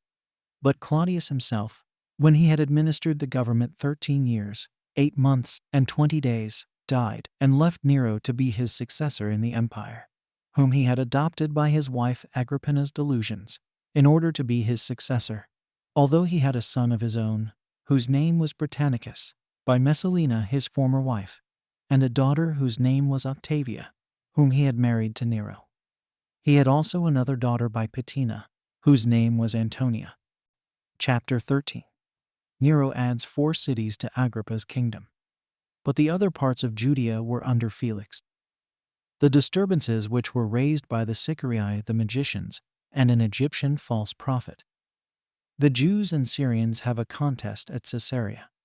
Now, as to the many things in which Nero acted like a madman, out of the extravagant degree of the felicity and riches which he enjoyed, and by that means used his good fortune to the injury of others, and after what manner he slew his brother, and wife, and mother, from whom his barbarity spread itself to others that were most nearly related to him, and how, at last, he was so distracted that he became an actor in the scenes, and upon the theater. I omit to say any more about them, because there are writers enough upon those subjects everywhere. But I shall turn myself to those actions of his time in which the Jews were concerned. Nero therefore bestowed the kingdom of the Lesser Armenia upon Aristobulus, Herod's son, and he added to Agrippa's kingdom 4 cities, with the toparchies to them belonging. I mean Abila, and that Julia's which is in Perea, Tarichea also, and Tiberias of Galilee. But over the rest of Judea he made Felix procurator. This Felix took Eleazar the arch-robber, and many that were with him, alive, when they had ravaged the country for 20 years together, and sent them to Rome. But as to the number of the robbers whom he caused to be crucified, and of those who were caught among them, and whom he brought to punishment, they were a multitude not to be enumerated. When the country was purged of these, there sprang up another sort of robbers in Jerusalem, which were called Sicarii, who slew men in the daytime, and in the midst of the city. This they did chiefly at the festivals, when they mingled themselves among the multitude, and concealed daggers under their garments, with which they stabbed those that were their enemies. And when any fell down dead, the murderers became a part of those that had indignation against them, by which means they appeared persons of such reputation, that they could by no means be discovered. The first man who was slain by them was Jonathan the high priest, after whose death many were slain every day, while the fear men were in of being so served was more afflicting than the calamity itself. And while every body expected death every hour, as men do in war, so men were obliged to look before them, and to take notice of their enemies at a great distance. Nor, if their friends were coming to them, durst they trust them any longer. But, in the midst of their suspicions and guarding of themselves, they were slain. Such was the celerity of the plotters against them, and so cunning was their contrivance. There was also another body of wicked men gotten together, not so impure in their actions, but more wicked in their intentions, which laid waste the happy state of the city, no less than did these murderers. These were such men as deceived and deluded the people under pretense of divine inspiration, but were for procuring innovations and changes of the government. And these prevailed with a multitude to act like madmen, and went before them into the wilderness, as pretending that God would there show them the signals of liberty. But Felix thought this procedure was to be the beginning of a revolt. So he sent some horsemen and footmen both armed, who destroyed a great number of them. But there was an Egyptian false prophet that did the Jews more mischief than the former. For he was a cheat, and pretended to be a prophet also, and got together 30,000 men that were deluded by him. These he led round about from the wilderness to the mount, which was called the Mount of Olives, and was ready to break into Jerusalem by force from that place. And if he could but once conquer the Roman garrison and the people, he intended to domineer over them by the assistance of those guards of his that were to break into the city with him. But Felix prevented his attempt, and met him with his Roman soldiers, while all the people assisted him in his attack upon them, insomuch that when it came to a battle, the Egyptian ran away, with a few others, while the greatest part of those that were with him were either destroyed or taken alive. But the rest of the multitude were dispersed every one to their own homes, and there concealed themselves. Now when these were quieted, it happened, as it does in a diseased body, that another part was subject to an inflammation. For a company of deceivers and robbers got together, and persuaded the Jews to revolt, and exhorted them to assert their liberty, inflicting death on those that continued in obedience to the Roman government, and saying that such as willingly chose slavery ought to be forced from such their desired inclinations. For they parted themselves into different bodies, and lay in wait up and down the country, and plundered the houses of the great men, and slew the men themselves, and set the villages on fire. And this till all Judea was filled with the effects of their madness. And thus the flame was every day more and more blown up, till it came to a direct war. There was also another disturbance at Caesarea, those Jews who were mixed with the Syrians that lived there rising a tumult against them. The Jews pretended that the city was theirs, and said that he who built it was a Jew, meaning King Herod. The Syrians confessed also that its builder was a Jew, but they still said, however, that the city was a Grecian city, for that he who set up statues and temples in it could not design it for Jews, on which account both parties had a contest with one another. And this contest increased so much that it came at last to arms, and the bolder sort of them marched out to fight. For the elders of the Jews were not able to put a stop to their own people that were disposed to be tumultuous, and the Greeks thought it a shame for them to be overcome by the Jews. Now these Jews exceeded the others in riches and strength of body, but the Grecian part had the advantage of assistance from the soldiery. For the greatest part of the Roman garrison was raised out of Syria, and being thus related to the Syrian part, they were ready to assist it. However, the governors of the city were concerned to keep all quiet, and whenever they caught those that were most for fighting on either side, they punished them with stripes and bands. Yet did not the sufferings of those that were caught affright the remainder, or make them desist. But they were still more and more exasperated, and deeper engaged in the sedition. And as Felix came once into the marketplace, and commanded the Jews, when they had beaten the Syrians, to go their ways, and threatened them if they would not, and they would not obey him, he sent his soldiers out upon them, and slew a great many of them, upon which it fell out that what they had was plundered. And as the sedition still continued, he chose out the most eminent men on both sides as ambassadors to Nero, to argue about their several privileges. Chapter 14. Festus succeeds Felix, who is succeeded by Albinus, as he is by Florus, who by the barbarity of his government forces the Jews into the war. Now it was that Festus succeeded Felix as procurator, and made it his business to correct those that made disturbances in the country. So he caught the greatest part of the robbers, and destroyed a great many of them. But then Albinus, who succeeded Festus, did not execute his office as the other had done. Nor was there any sort of wickedness that could be named, but he had a hand in it. Accordingly, he did not only, in his political capacity, steal and plunder every one's substance, nor did he only burden the whole nation with taxes, but he permitted the relations of such as were in prison for robbery, and had been laid there, either by the senate of every city, or by the former procurators, to redeem them for money. And no body remained in the prisons as a malefactor, but he who gave him nothing. At this time it was that the enterprises of the seditious at Jerusalem were very formidable, the principal men among them purchasing leave of Albinus to go on with their seditious practices, while that part of the people who delighted in disturbances joined themselves to such as had fellowship with Albinus. and every one of these wicked wretches were encompassed with his own band of robbers, while he himself, like an arch-robber or a tyrant, made a figure among his company, and abused his authority over those about him, in order to plunder those that lived quietly. The effect of which was this, that those who lost their goods were forced to hold their peace, when they had reason to show great indignation at what they had suffered. But those who had escaped were forced to flatter him that deserved to be punished, out of the fear they were in of suffering equally with the others.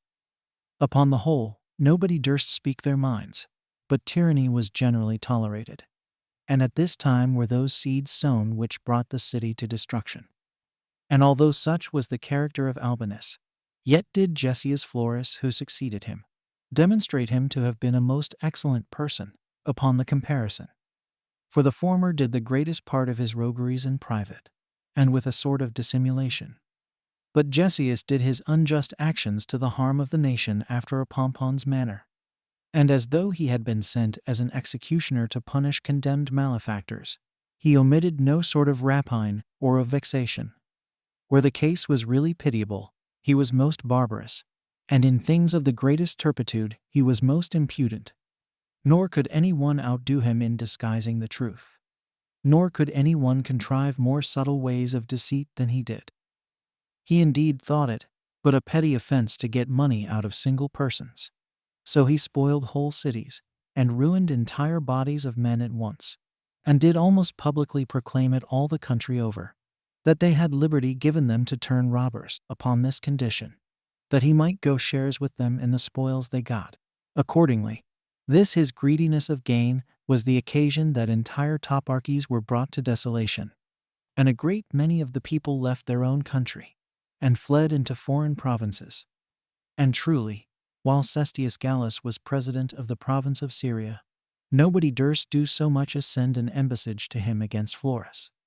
But when he was come to Jerusalem, upon the approach of the feast of unleavened bread, the people came about him, not fewer in number than 3 millions. These besought him to commiserate the calamities of their nation, and cried out upon Florus as the bane of their country. But as he was present, and stood by Cestius, he laughed at their words. However, Cestius, when he had quieted the multitude, and had assured them that he would take care that Florus should hereafter treat them in a more gentle manner, returned to Antioch.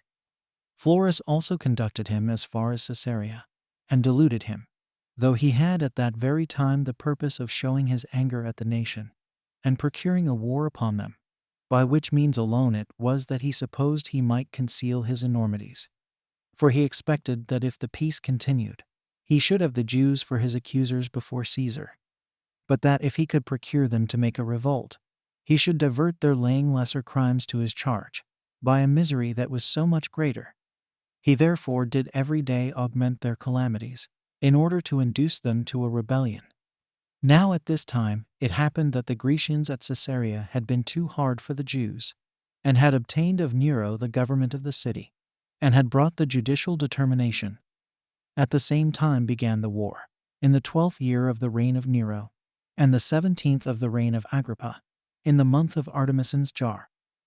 Now the occasion of this war was by no means proportionable to those heavy calamities which it brought upon us. For the Jews that dwelt at Caesarea had a synagogue near the place, whose owner was a certain Caesarean Greek. The Jews had endeavored frequently to have purchased the possession of the place, and had offered many times its value for its price. But as the owner overlooked their offers, so did he raise other buildings upon the place, in way of affront to them, and made working shops of them, and left them but a narrow passage, and such as was very troublesome for them to go along to their synagogue. Whereupon the warmer part of the Jewish youth went hastily to the workmen, and forbade them to build there. But as Florus would not permit them to use force, the great men of the Jews, with John the publican, being in the utmost distress what to do, persuaded Florus, with the offer of 8 talents, to hinder the work. He then, being intent upon nothing but getting money, promised he would do for them all they desired of him, and then went away from Caesarea to Sebaste, and left the sedition to take its full course, as if he had sold a license to the Jews to fight it out. Now on the next day, which was the 7th day of the week, When the Jews were crowding apace to their synagogue, a certain man of Caesarea, of a seditious temper, got an earthen vessel, and set it with the bottom upward, at the entrance of that synagogue, and sacrificed birds. This thing provoked the Jews to an incurable degree, because their laws were affronted, and the place was polluted. Whereupon the sober and moderate part of the Jews thought it proper to have recourse to their governors again, while the seditious part, and such as were in the fervor of their youth, were vehemently inflamed to fight. The seditions also among the Gentiles of Caesarea stood ready for the same purpose, for they had, by agreement, sent the man to sacrifice beforehand as ready to support him, so that it soon came to blows. Hereupon Jucundus, the master of the horse, who was ordered to prevent the fight, came thither, and took away the earthen vessel, and endeavored to put a stop to the sedition. But when he was overcome by the violence of the people of Caesarea, the Jews caught up their books of the law, and retired to Narbata, which was a place to them belonging, distant from Caesarea 60 furlongs. But John, and 12 of the principal men with him, went to Florus, to Sebaste, and made a lamentable complaint of their case, and besought him to help them, and with all possible decency put him in mind of the 8 talents they had given him. But he had the men seized upon, and put in prison, and accused them for carrying the books of the law out of Caesarea. Moreover, as to the citizens of Jerusalem, although they took this matter very ill, yet did they restrain their passion. But Florus acted herein as if he had been hired, and blew up the war into a flame, and sent some to take 17 talents out of the sacred treasure, and pretended that Caesar wanted them. At this the people were in confusion immediately, and ran together to the temple, with prodigious clamors, and called upon Caesar by name, and besought him to free them from the tyranny of Florus. Some also of the seditious cried out upon Florus, and cast the greatest reproaches upon him, and carried a basket about, and begged some spills of money for him. As for one that was destitute of possessions, and in a miserable condition, yet was not he made ashamed hereby of his love of money, but was more enraged, and provoked to get still more. And instead of coming to Caesarea, as he ought to have done, and quenching the flame of war, which was beginning thence, and so taking away the occasion of any disturbances, on which account it was that he had received a reward of 8 talents, he marched hastily with an army of horsemen and footmen against Jerusalem, that he might gain his will by the arms of the Romans, and might, by his terror, and by his threatenings, bring the city into subjection. But the people were desirous of making Florus ashamed of his attempt, and met his soldiers with acclamations, and put themselves in order to receive him very submissively. But he sent Capito, a centurion, beforehand, with 50 soldiers, to bid them go back, and not now make a show of receiving him in an obliging manner, whom they had so foully reproached before, and said that it was incumbent on them, in case they had generous souls, and were free speakers, to jest upon him to his face, and appear to be lovers of liberty, not only in words, but with their weapons also. With this message was the multitude amazed, and upon the coming of Capito's horsemen into the midst of them, they were dispersed before they could salute Florus, or manifest their submissive behavior to him. Accordingly, they retired to their own houses, and spent that night in fear and confusion of face. Now at this time Florus took up his quarters at the palace, and on the next day he had his tribunal set before it, and sat upon it, when the high priests, and the men of power, and those of the greatest eminence in the city, came all before that tribunal, upon which Florus commanded them to deliver up to him those that had reproached him, and told them that they should themselves partake of the vengeance to them belonging, if they did not produce the criminals. But these demonstrated that the people were peaceably disposed, and they begged forgiveness for those that had spoken amiss. For that it was no wonder at all that in so great a multitude there should be some more daring than they ought to be, and, by reason of their younger age, foolish also, and that it was impossible to distinguish those that offended from the rest, while every one was sorry for what he had done, and denied it out of fear of what would follow.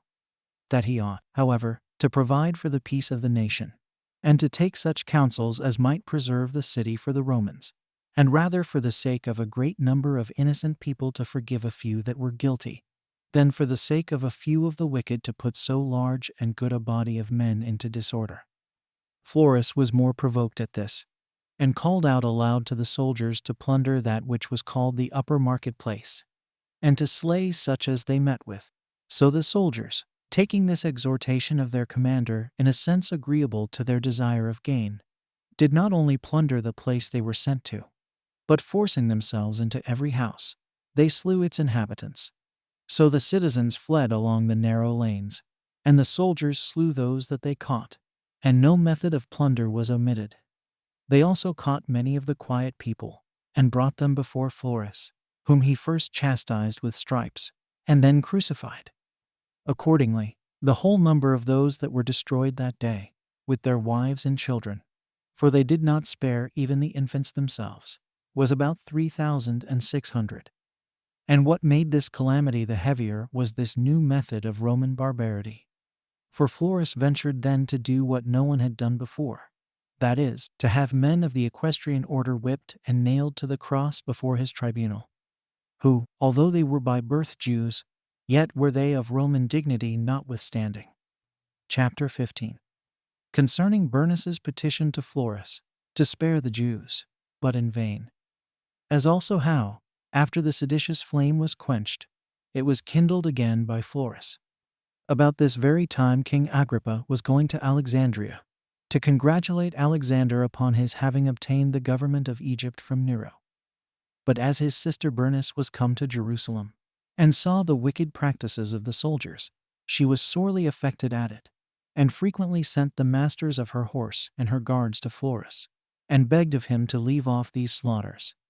But he would not comply with her request, nor have any regard either to the multitude of those already slain, or to the nobility of her that interceded, but only to the advantage he should make by this plundering. Nay, this violence of the soldiers brake out to such a degree of madness, that it spent itself on the queen herself. For they did not only torment and destroy those whom they had caught under her very eyes, but indeed had killed herself also, unless she had prevented them by flying to the palace, and had stayed there all night with her guards, which she had about her for fear of an insult from the soldiers. Now she dwelt then at Jerusalem, in order to perform a vow which she had made to God. For it is usual with those that had been either afflicted with a distemper, or with any other distresses, to make vows, and for 30 days before they are to offer their sacrifices, to abstain from wine, and to shave the hair of their head. Which things Bernus was now performing, and stood barefoot before Florus's tribunal, and besought him to spare the Jews. Yet could she neither have any reverence paid to her, nor could she escape without some danger of being slain herself. This happened upon the 16th day of the month Artemisius Jar. Now, on the next day, the multitude, who were in a great agony, ran together to the upper market-place, and made the loudest lamentations for those that had perished. And the greatest part of the cries were such as reflected on Florus, at which the men of power were affrighted, together with the high priests, and rent their garments, and fell down before each of them, and besought them to leave off, and not to provoke Florus to some incurable procedure, besides what they had already suffered. Accordingly, the multitude complied immediately, out of reverence to those that had desired it of them, and out of the hope they had that Florus would do them no more injuries. So Florus was troubled that the disturbances were over, and endeavored to kindle that flame again, and sent for the high priests, with the other eminent persons, and said the only demonstration that the people would not make any other innovation should be this, that they must go out and meet the soldiers that were ascending from Caesarea, whence 2 cohorts were coming. And while these men were exhorting the multitude so to do, he sent beforehand, and gave directions to the centurions of the cohorts, that they should give notice to those that were under them not to return the Jews' salutations, and that if they made any reply to his disadvantage, they should make use of their weapons. Now the high priests assembled the multitude in the temple, and desired them to go and meet the Romans, and to salute the cohorts very civilly, before their miserable case should become incurable. Now the seditious part would not comply with these persuasions, But the consideration of those that had been destroyed made them incline to those that were the boldest for action. At this time it was that every priest and every servant of God brought out the holy vessels and the ornamental garments wherein they used to minister in sacred things. The harpers also, and the singers of hymns, came out with their instruments of music, and fell down before the multitude, and begged of them that they would preserve those holy ornaments to them, and not provoke the Romans to carry off those sacred treasures. You might also see then the high priests themselves, with dust sprinkled in great plenty upon their heads, with bosoms deprived of any covering but what was rent. These besought every one of the eminent men by name, and the multitude in common, that they would not for a small offense betray their country to those that were desirous to have it laid waste, saying, What benefit will it bring to the soldiers to have a salutation from the Jews? Or what amendment of your affairs will it bring you, if you do not now go out to meet them? And that if they saluted them civilly, all handle would be cut off from Florus to begin a war, that they should thereby gain their country, and freedom from all further sufferings, and that, besides, it would be a sign of great want of command of themselves, if they should yield to a few seditious persons, while it was fitter for them who were so great a people to force the others to act soberly. By these persuasions, which they used to the multitude and to the seditious, they restrained some by threatenings, and others by the reverence that was paid them.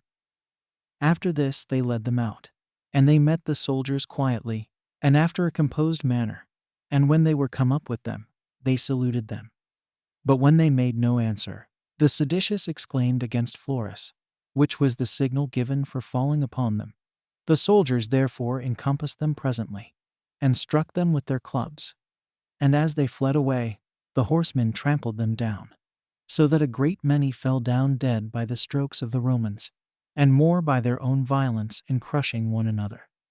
Now there was a terrible crowding about the gates, and while everybody was making haste to get before another, the flight of them all was retarded, and a terrible destruction there was among those that fell down, for they were suffocated, and broken to pieces by the multitude of those that were uppermost. Nor could any of them be distinguished by his relations in order to the care of his funeral. The soldiers also who beat them fell upon those whom they overtook, without showing them any mercy, and thrust the multitude through the place called Bezetha, as they forced their way, in order to get in and seize upon the temple and the tower Antonia. Florus also being desirous to get those places into his possession, brought such as were with him out of the king's palace, and would have compelled them to get as far as the citadel Antonia.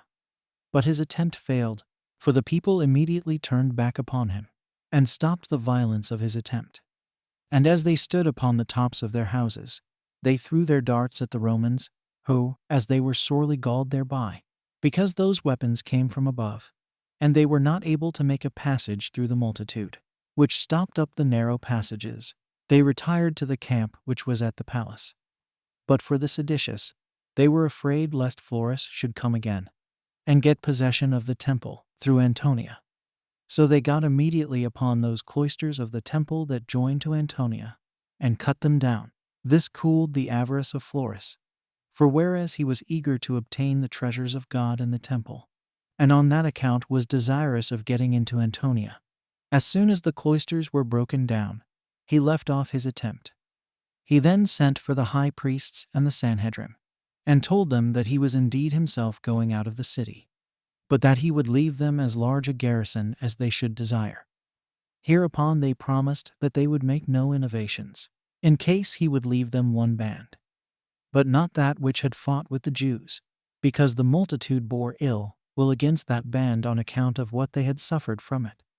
So he changed the band as they desired, and, with the rest of his forces, returned to Caesarea. Chapter 16. Cestius sends Neapolitanus, the tribune, to see in what condition the affairs of the Jews were. Agrippa makes a speech to the people of the Jews that he may divert them from their intentions of making war with the Romans. However, Florus contrived another way to oblige the Jews to begin the war, and sent to Cestius, and accused the Jews falsely of revolting from the Roman government, and imputed the beginning of the former fight to them, and pretended they had been the authors of that disturbance. wherein they were only the sufferers.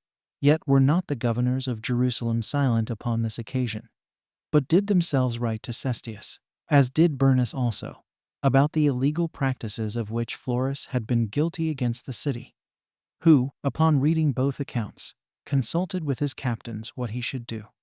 Now some of them thought it best for Cestius to go up with his army, either to punish the revolt, if it was real, or to settle the Roman affairs on a surer foundation, if the Jews continued quiet under them. But he thought it best himself to send one of his intimate friends beforehand, to see the state of affairs, and to give him a faithful account of the intentions of the Jews. Accordingly, he sent one of his tribunes, whose name was Neopolitanus, who met with King Agrippa as he was returning from Alexandria at Jamia, and told him who it was that sent him, and on what errands he was sent.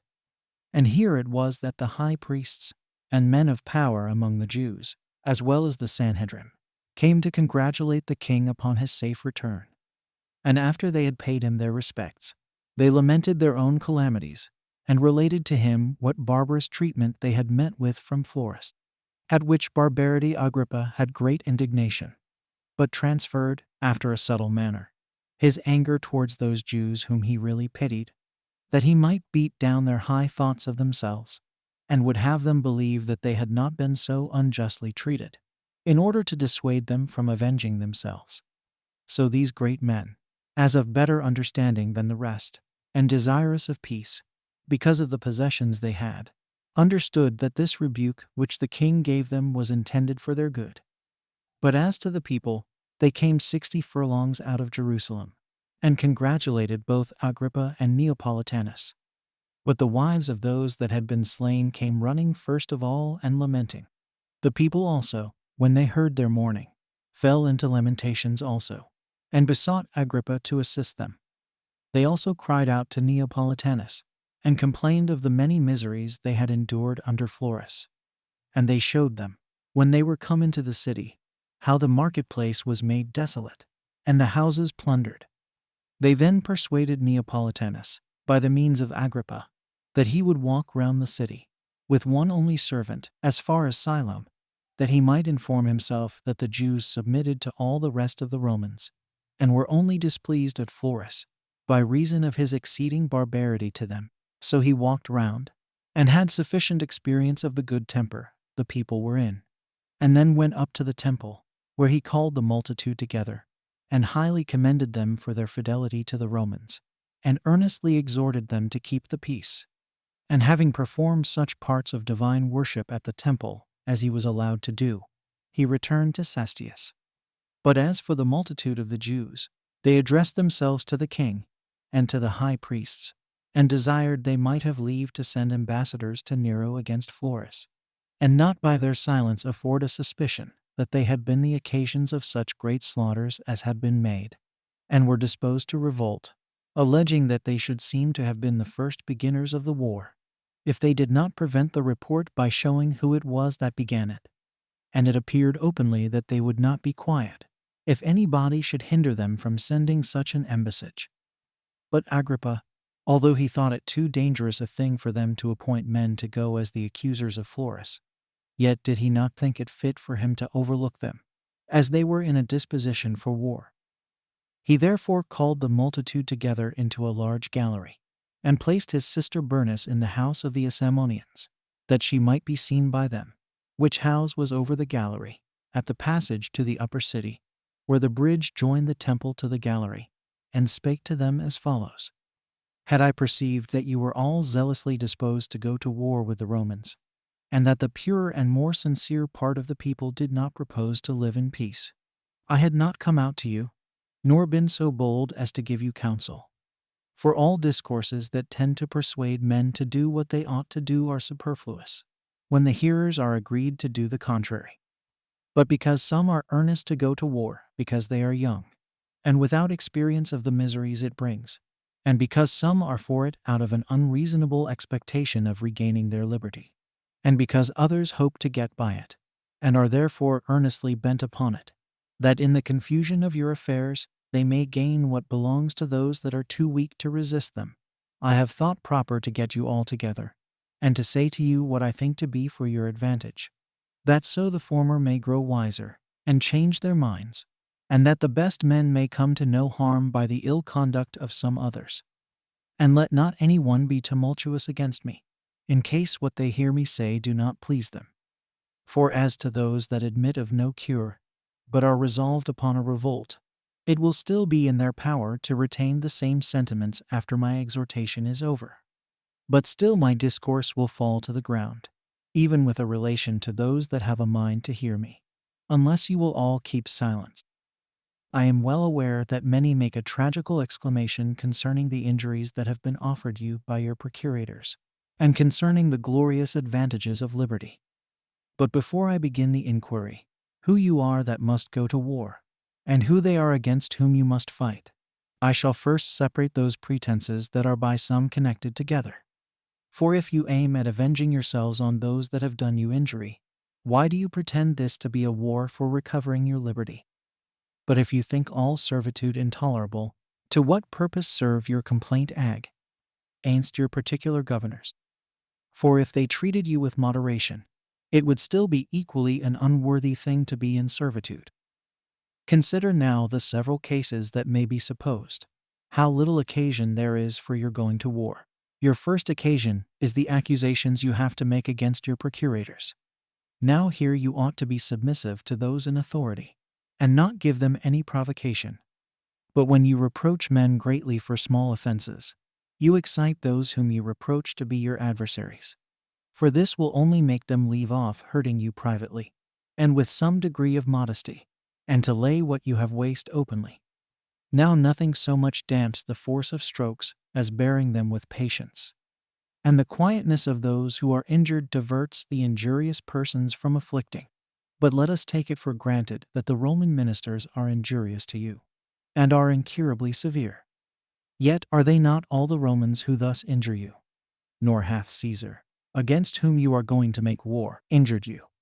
It is not by their command that any wicked governor is sent to you. For they who are in the west cannot see those that are in the east. Nor indeed is it easy for them there even to hear what is done in these parts. Now it is absurd to make war with a great many for the sake of one, to do so with such mighty people for a small cause, and this when these people are not able to know of what you complain. Nay, such crimes as we complain of may soon be corrected, for the same procurator will not continue forever. And probable it is that the successors will come with more moderate inclinations. But as for war, if it be once begun, it is not easily laid down again, nor borne without calamities coming therewith. However, as to the desire of recovering your liberty, it is unseasonable to indulge it so late, whereas you ought to have labored earnestly in old time that you might never have lost it. For the first experience of slavery was hard to be endured, and the struggle that you might never have been subject to it would have been just. But that slave who hath been once brought into subjection, and then runs away, is rather a refractory slave than a lover of liberty. For it was then the proper time for doing all that was possible, that you might never have admitted the Romans into your city, when Pompey came first into the country. But so it was, that our ancestors and their kings, who were in much better circumstances than we are, both as to money, and strong bodies, and valiant souls, did not bear the onset of a small body of the Roman army. And yet you, who have now accustomed yourselves to obedience from one generation to another, and who are so much inferior to those who first submitted, in your circumstances will venture to oppose the entire empire of the Romans, while those Athenians, who, in order to preserve the liberty of Greece, did once set fire to their own city, who pursued Xerxes, that proud prince, when he sailed upon the land, and walked upon the sea, and could not be contained by the seas, but conducted such an army as was too broad for Europe, and made him run away like a fugitive in a single ship, and break so great a part of Asia at the Lesser Salamis, are yet at this time servants to the Romans, and those injunctions which are sent from Italy become laws to the principal governing city of Greece. Those Lacedaemonians also who got the great victories at Thermopylae and Plataea, and had Agesilaus for their king, and searched every corner of Asia, are contented to admit the same lords. Those Macedonians also, who still fancy what great men their Philip and Alexander were, and see that the latter had promised them the empire over the world. These bear so great a change, and pay their obedience to those whom fortune hath advanced in their stead. Moreover, 10,000 ether nations there are who had greater reason than we to claim their entire liberty, and yet do submit. You are the only people who think it a disgrace to be servants to those to whom all the world hath submitted. What sort of an army do you rely on? What are the arms you depend on? Where is your fleet, that may seize upon the Roman seas? And where are those treasures which may be sufficient for your undertakings? Do you suppose, I pray you, that you are to make war with the Egyptians and with the Arabians? Will you not carefully reflect upon the Roman Empire? Will you not estimate your own weakness? Hath not your army been often beaten even by your neighboring nations, while the power of the Romans is invincible in all parts of the habitable earth? Nay, rather they seek for somewhat still beyond that. For all Euphrates is not a sufficient boundary for them on the east side, nor the Danube on the north. And for their southern limit, Libya hath been searched over by them, as far as countries uninhabited, as is Cadiz their limit on the west. Nay, indeed, they have sought for another habitable earth beyond the ocean, and have carried their arms as far as such British islands as were never known before. What therefore do you pretend to? Are you richer than the Gauls, stronger than the Germans, wiser than the Greeks, more numerous than all men upon the habitable earth? What confidence is it that elevates you to oppose the Romans? Perhaps it will be said, it is hard to endure slavery. Yes, but how much harder is this to the Greeks, who were esteemed the noblest of all people under the sun? These, though they inhabit in a large country, are in subjection to 6 bundles of Roman rods. It is the same case with the Macedonians, who have juster reason to claim their liberty than you have. What is the case of 500 cities of Asia? Do they not submit to a single governor, and to the consular bundle of rods? What need I speak of the Henlachi, and Colchi, and the nation of Tauri, those that inhabit the Bosphorus, and the nations about Pontus and Meodes, who formerly knew not so much as a lord of their own, but are now subject to 3,000 armed men, and where 40 long ships keep the sea in peace, which before was not navigable, and very tempestuous? How strong a plea may Bithynia, and Cappadocia, and the people of Pamphylia, the Lycians, and Cilicians, put in for liberty? But they are made tributary without an army. What are the circumstances of the Thracians, whose country extends in breadth 5 days' journey, and in length 7, and is of a much more harsh constitution, and much more defensible than yours, and by the rigor of its cold sufficient to keep off armies from attacking them? Do not they submit to 2,000 men of the Roman garrisons? Are not the Illyrians, who inhabit the country adjoining, as far as Dalmatia and the Danube, governed by barely 2 legions, by which also they put a stop to the incursions of the Daunians? And for the Dalmatians, who have made such frequent insurrections, in order to regain their liberty, and who could never before be so thoroughly subdued, but that they always gathered their forces together again, revolted. Yet are they now very quiet under 1 Roman legion. Moreover, if advantages might provoke any people to revolt, the Gauls might do it best of all, as being so thoroughly walled round by nature. On the east side by the Alps, on the north by the river Rhine, on the south by the Pyrenean mountains, and on the west by the ocean. Now, although these Gauls have such obstacles before them to prevent any attack upon them, and have no fewer than 305 nations among them, nay have, as one may say, the fountains of domestic happiness within themselves, and send out plentiful streams of happiness over almost the whole world, these bear to be tributary to the Romans, and derive their prosperous condition from them. And they undergo this, not because they are of effeminate minds, or because they are of an ignoble stock, as having borne a war of 80 years in order to preserve their liberty, but by reason of the great regard they have to the power of the Romans, and their good fortune, which is of greater efficacy than their arms. These Gauls, therefore, are kept in servitude by 1,200 soldiers, which are hardly so many as are their cities. Nor hath the gold dug out of the mines of Spain been sufficient for the support of a war to preserve their liberty. Nor could their vast distance from the Romans by land and by sea do it. Nor could the martial tribes of the Lusitanians and Spaniards escape. No more could the ocean, with its tide, which yet was terrible to the ancient inhabitants. Nay, the Romans have extended their arms beyond the Pillars of Hercules, and have walked among the clouds, upon the Pyrenean mountains, and have subdued these nations.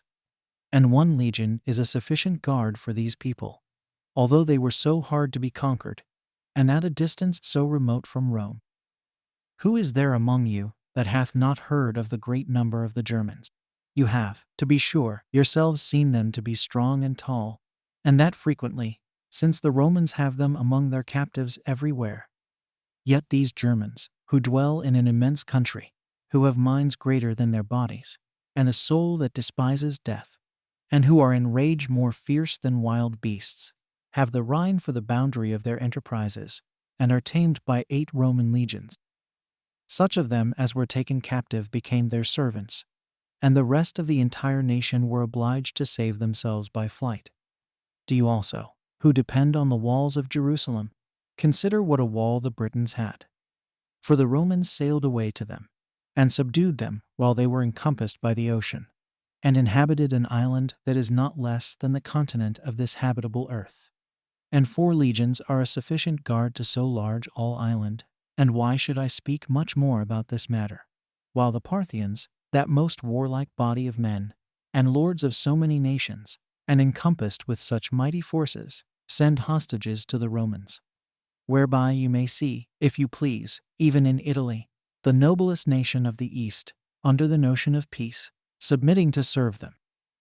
Now when almost all people under the sun submit to the Roman arms, will you be the only people that make war against them? And this without regarding the fate of the Carthaginians, who, in the midst of their brags of the great Hannibal, and the nobility of their Phoenician original, fell by the hand of Scipio. Nor indeed have the Cyrenians, derived from the Lacedaemonians, nor the Marmaridite, a nation extended as far as the regions uninhabitable for want of water, nor have the Sirtes, a place terrible to such as barely hear it described, the Nasamons and Moors, and the immense multitude of the Numidians, been able to put a stop to the Roman valor.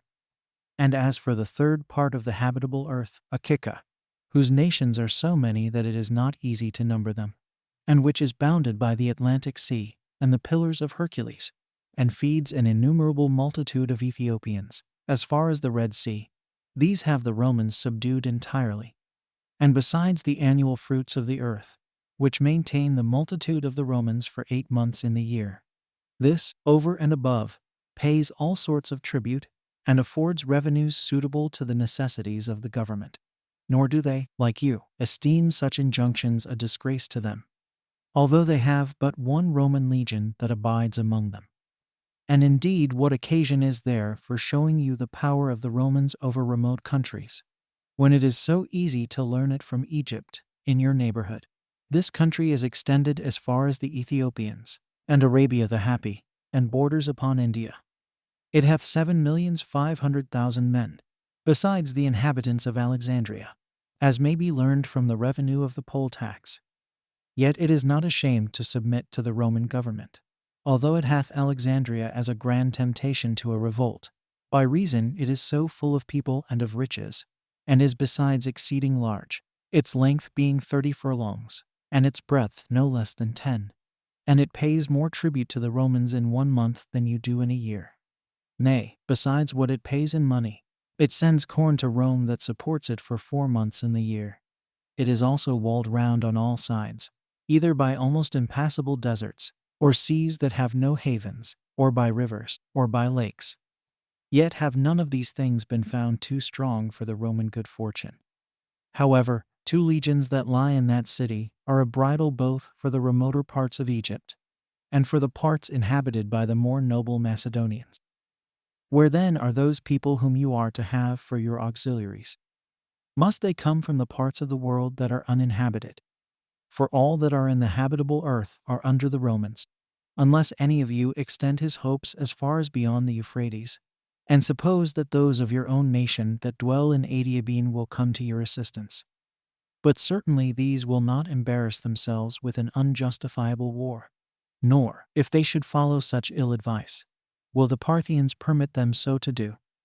For it is their concern to maintain the truce that is between them and the Romans, and they will be supposed to break the covenants between them, if any under their government march against the Romans. What remains, therefore, is this, that you have recourse to divine assistance. But this is already on the side of the Romans. For it is impossible that so vast an empire should be settled without God's providence. Reflect upon it, how impossible it is for your zealous observations of your religious customs to be here preserved, which are hard to be observed, even when you fight with those whom you are able to conquer.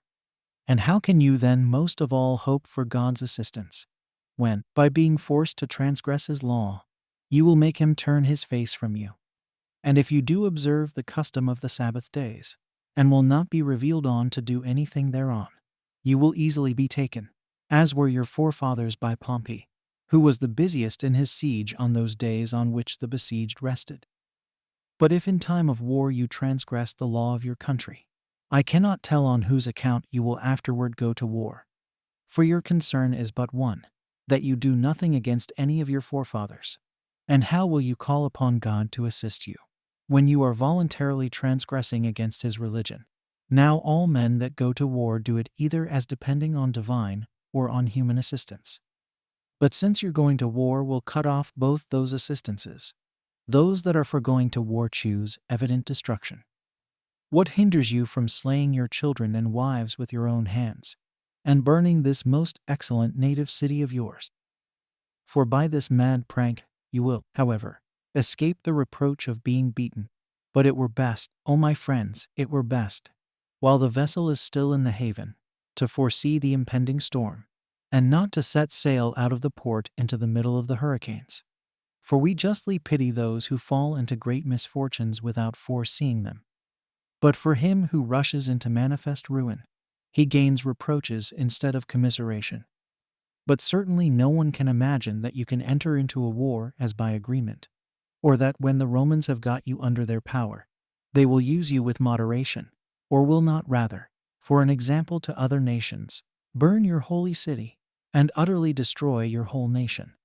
For those of you who shall survive the war will not be able to find a place whither to flee, since all men have the Romans for their lords already, or are afraid they shall have hereafter. Nay, indeed, the danger concerns not those Jews that dwell here only, but those of them which dwell in other cities also. For there is no people upon the habitable earth, which have not some portion of you among them, whom your enemies will slay, in case you go to war, and on that account also. And so every city which hath Jews in it will be filled with slaughter for the sake of a few men, and they who slay them will be pardoned. But if that slaughter be not made by them, consider how wicked a thing it is to take arms against those that are so kind to you. Have pity, therefore, if not on your children and wives, yet upon this your metropolis, and its sacred walls. Spare the temple, and preserve the holy house, with its holy furniture, for yourselves. For if the Romans get you under their power, they will no longer abstain from them, when their former abstinence shall have been so ungratefully requited. I call to witness your sanctuary, and the holy angels of God, and this country common to us all, that I have not kept back anything that is for your preservation. And if you will follow that advice which you ought to do, you will have that peace which will be common to you and to me. But if you indulge four passions, you will run those hazards which I shall be free from. When Agrippa had spoken thus, both he and his sister wept, and by their tears repressed a great deal of the violence of the people. But still they cried out, that they would not fight against the Romans, but against Florus, on account of what they had suffered by his means. To which Agrippa replied, that what they had already done was like such as make war against the Romans. For you have not paid the tribute which is due to Caesar, and you have cut off the cloisters of the temple from joining to the tower Antonia. You will therefore prevent any occasion of revolt, if you will but join these together again, and if you will but pay your tribute. For the citadel does not now belong to Florus, nor are you to pay the tribute money to Florus. Chapter 17. how the war of the Jews with the Romans began, and concerning Menahem. This advice the people hearkened to, and went up into the temple with the king and Bernice, and began to rebuild the cloisters. The rulers also and senators divided themselves into the villages, and collected the tributes, and soon got together 40 talents, which was the sum that was deficient. And thus did Agrippa then put a stop to that war which was threatened. Moreover, he attempted to persuade the multitude to obey Florus, until Caesar should send one to succeed him. But they were hereby more provoked, and cast reproaches upon the king, and got him excluded out of the city. Nay, some of the seditious had the impudence to throw stones at him.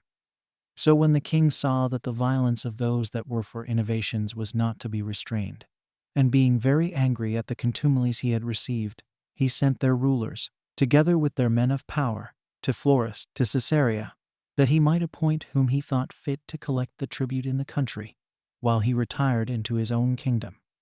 And at this time it was that some of those that principally excited the people to go to war made an assault upon a certain fortress called Masada. They took it by treachery, and slew the Romans that were there, and put others of their own party to keep it. At the same time Eleazar, the son of Ananias the high priest, a very bold youth, who was at that time governor of the temple, persuaded those that officiated in the divine service to receive no gift or sacrifice for any foreigner. And this was the true beginning of our war with the Romans, for they rejected the sacrifice of Caesar on this account. And when many of the high priests and principal men besought them not to omit the sacrifice, which it was customary for them to offer for their princes, they would not be prevailed upon. These relied much upon their multitude, for the most flourishing part of the innovators assisted them. But they had the chief regard to Eleazar, the governor of the temple. Hereupon the men of power got together, and conferred with the high priests, as did also the principal of the Pharisees, and thinking all was at stake, and that their calamities were becoming incurable, took counsel what was to be done. Accordingly, they determined to try what they could do with the seditious by words, and assembled the people before the brazen gate, which was that gate of the inner temple court of the priests which looked toward the sun rising. And, in the first place, they showed the great indignation they had at this attempt for a revolt, and for their bringing so great a war upon their country. After which they confuted their pretense as unjustifiable, and told them that their forefathers had adorned their temple in great part with donations bestowed on them by foreigners, and had always received what had been presented to them from foreign nations, and that they had been so far from rejecting any person's sacrifice, which would be the highest instance of impiety, that they had themselves placed those donations about the temple which were still visible, and had remained there so long a time, that they did now irritate the Romans to take arms against them, and invited them to make war upon them, and brought up novel rules of a strange divine worship, and determined to run the hazard of having their city condemned for impiety, while they would not allow any foreigner, but Jews only, either to sacrifice or to worship therein. And if such a law should be introduced in the case of a single private person only, he would have indignation at it, as an instance of inhumanity determined against him, while they have no regard to the Romans or to Caesar, and forbid even their oblations to be received also. That however they cannot but fear, lest, by thus rejecting their sacrifices, they shall not be allowed to offer their own, and that this city will lose its principality, unless they grow wiser quickly, and restore the sacrifices as formerly, and indeed amend the injury they have offered foreigners before the report of it comes to the ears of those that have been injured. And as they said these things, they produced those priests that were skillful in the customs of their country, who made the report that all their forefathers had received the sacrifices from foreign nations. But still not one of the innovators would hearken to what was said. Nay, those that ministered about the temple would not attend their divine service, but were preparing matters for beginning the war. So the men of power, perceiving that the sedition was too hard for them to subdue, and that the danger which would arise from the Romans would come upon them first of all, endeavored to save themselves, and sent ambassadors, some to Florus, the chief of which was Simon the son of Ananias, and others to Agrippa, among whom the most eminent were Saul, and Antipas, and Costobarus, who were of the king's kindred. And they desired of them both that they would come with an army to the city, and cut off the seditious before it should be too hard to be subdued. Now this terrible message was good news to Florus, and because his design was to have a war kindled, he gave the ambassadors no answer at all. But Agrippa was equally solicitous for those that were revolting, and for those against whom the war was to be made, and was desirous to preserve the Jews for the Romans, and the temple and metropolis for the Jews. He was also sensible that it was not for his own advantage that the disturbances should proceed. So he sent 3,000 horsemen to the assistance of the people out of Auranitis, and Batanea, and Trachonitis, and these under Darius, the master of his horse, and Philip the son of Jasimus, the general of his army. Upon this, the men of power, with the high priests, as also all the part of the multitude that were desirous of peace, took courage, and seized upon the upper city Mount Sion. For the seditious part had the lower city and the temple in their power. So they made use of stones and slings perpetually against one another, and threw darts continually on both sides. And sometimes it happened that they made incursions by troops, and fought it out hand to hand, while the seditious were superior in boldness, but the king's soldiers in skill.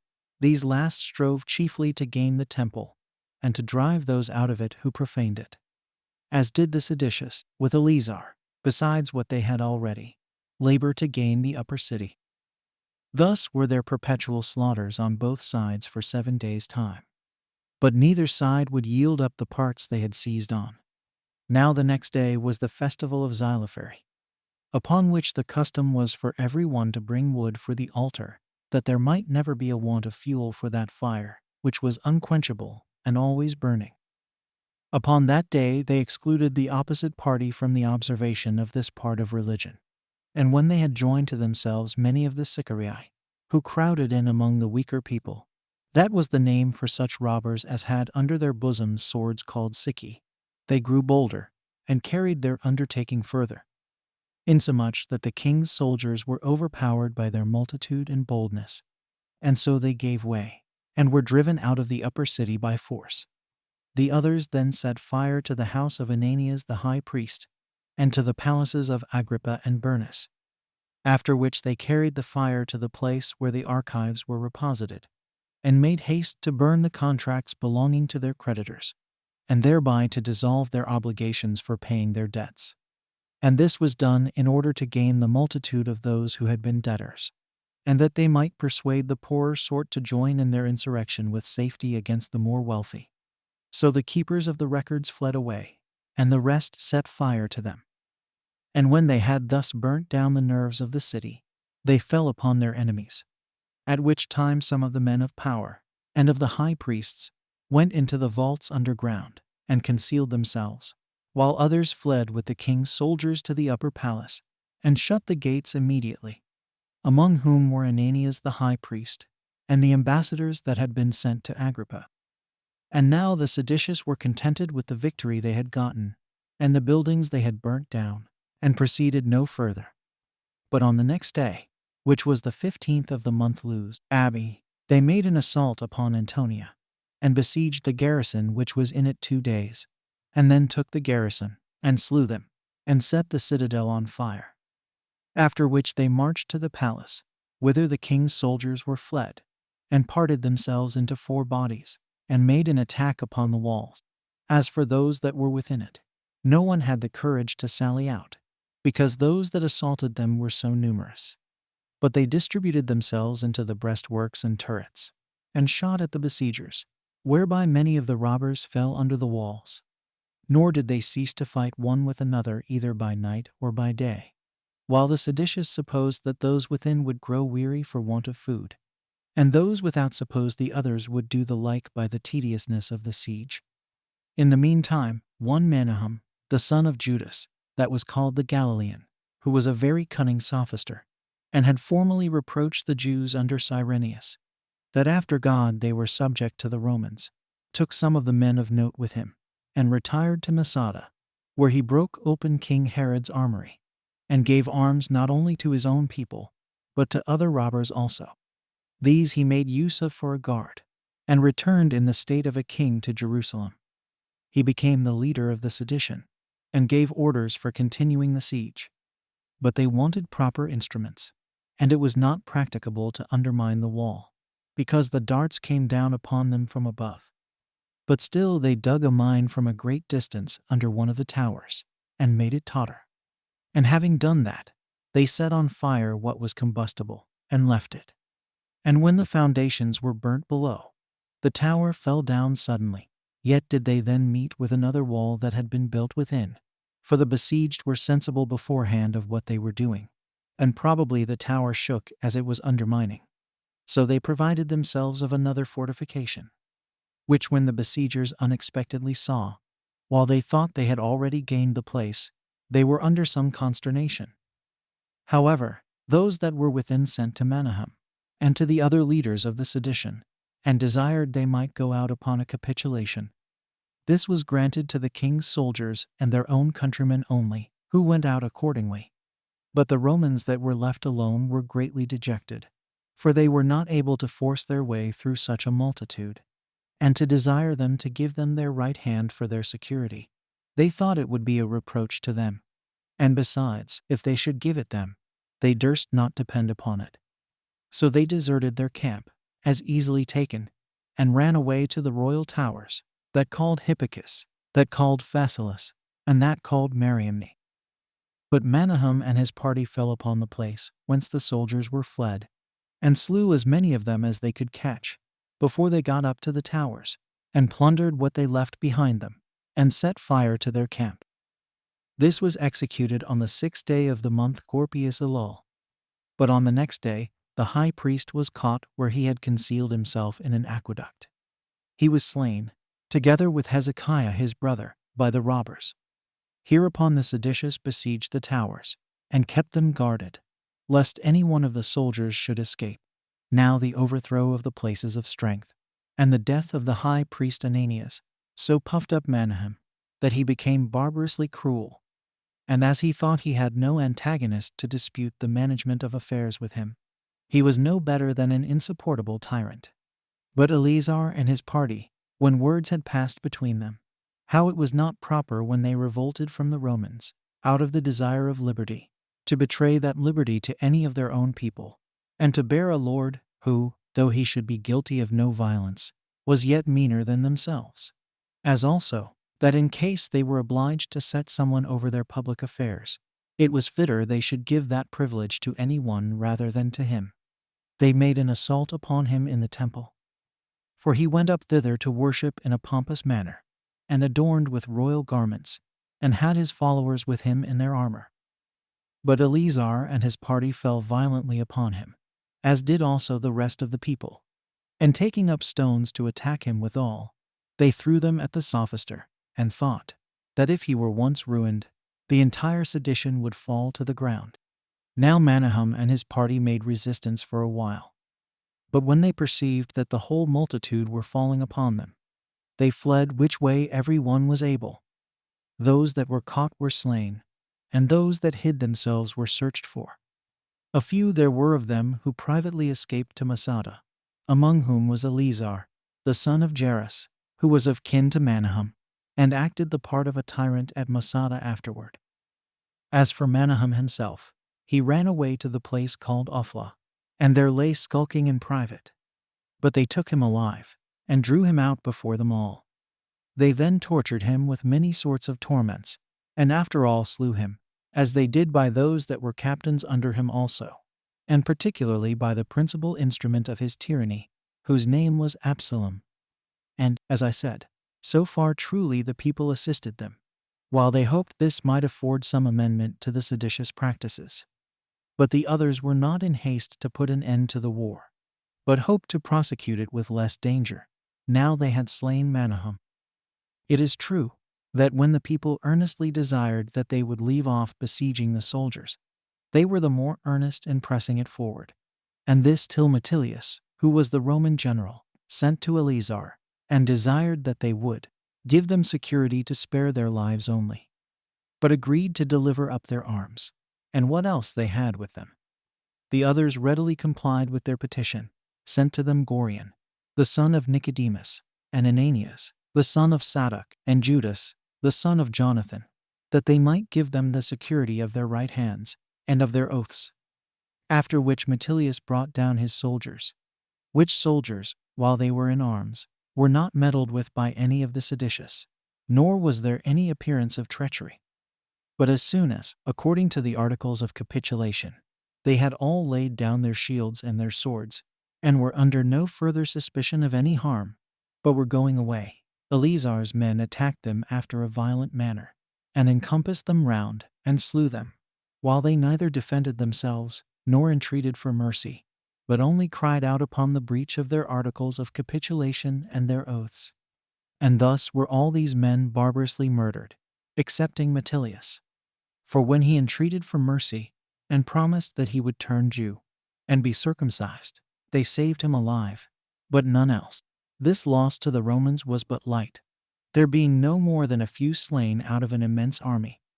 But still it appeared to be a prelude to the Jews' own destruction, while men made public lamentation when they saw that such occasions were afforded for a war as were incurable, that the city was all over polluted with such abominations, from which it was but reasonable to expect some vengeance, even though they should escape revenge from the Romans. So that the city was filled with sadness, and every one of the moderate men in it were under great disturbance, as likely themselves to undergo punishment for the wickedness of the seditious. For indeed it so happened that this murder was perpetrated on the Sabbath day, on which day the Jews have a respite from their works on account of divine worship. Chapter 18. The calamities and slaughters that came upon the Jews. Now the people of Caesarea had slain the Jews that were among them on the very same day and hour when the soldiers were slain, which one would think must have come to pass by the direction of providence, insomuch that in 1 hour's time above 20,000 Jews were killed, and all Caesarea was emptied of its Jewish inhabitants. For Florus caught such as ran away, and sent them in bonds to the galleys. Upon which stroke that the Jews received at Caesarea, the whole nation was greatly enraged. So they divided themselves into several parties, and laid waste the villages of the Syrians, and their neighboring cities, Philadelphia, and Sebennytus, and Gerasa, and Pella, and Scythopolis, and after them Gadara, and Hippos. And falling upon Gaulonitis, some cities they destroyed there, and some they set on fire, and then went to Cadassa, belonging to the Tyrians, and to Ptolemais, and to Gaba, and to Caesarea.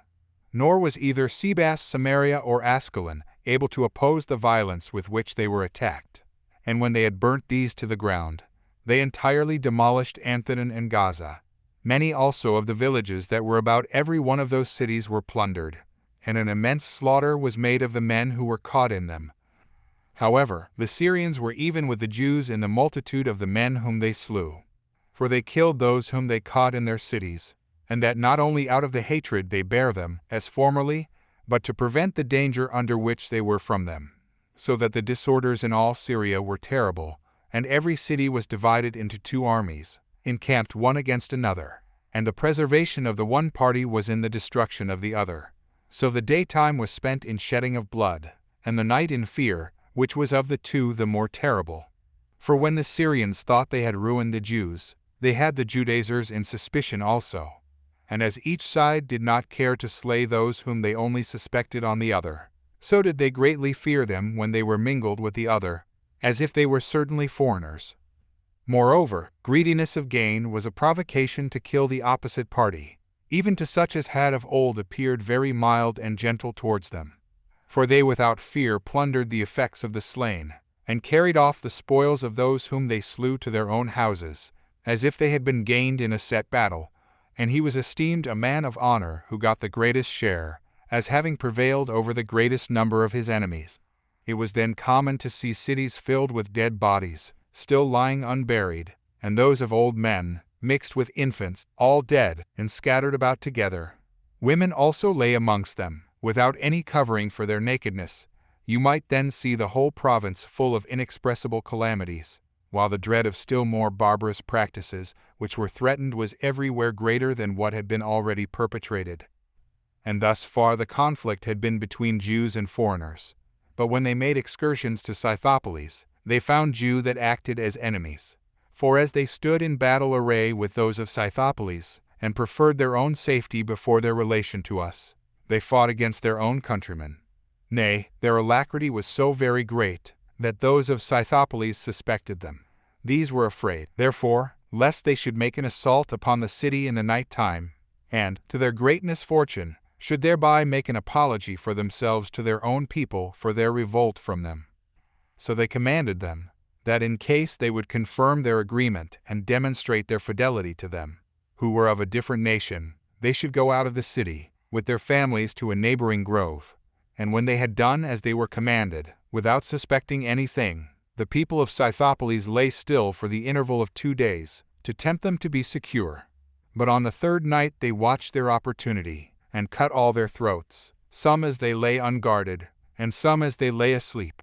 The number that was slain was above 13,000, and then they plundered them of all that they had. It will deserve our relation what befell Simon. He was the son of one Saul, a man of reputation among the Jews. This man was distinguished from the rest by the strength of his body, and the boldness of his conduct, although he abused them both to the mischieving of his countrymen. For he came every day and slew a great many of the Jews of Scythopolis, and he frequently put them to flight, and became himself alone the cause of his army's conquering. But a just punishment overtook him for the murders he had committed upon those of the same nation with him. For when the people of Scythopolis threw their darts at them in the grove, he drew his sword, but did not attack any of the enemy. For he saw that he could do nothing against such a multitude. But he cried out after a very moving manner, and said, O you people of Scythopolis, I deservedly suffer for what I have done with relation to you, when I gave you such security of my fidelity to you, by slaying so many of those that were related to me. Wherefore we very justly experienced the perfidiousness of foreigners, while we acted after a most wicked manner against our own nation. I will therefore die, polluted wretch as I am, by mine own hands, for it is not fit I should die by the hand of our enemies. And let the same action be to me both a punishment for my great crimes, and a testimony of my courage to my commendation, that so no one of our enemies may have it to brag of, that he it was that slew me, and no one may insult upon me as I fall. Now when he had said this, he looked round about him upon his family with eyes of commiseration, and of rage. That family consisted of a wife and children, and his aged parents. So, in the first place, he caught his father by his gray hairs, and ran his sword through him, and after him he did the same to his mother, who willingly received it.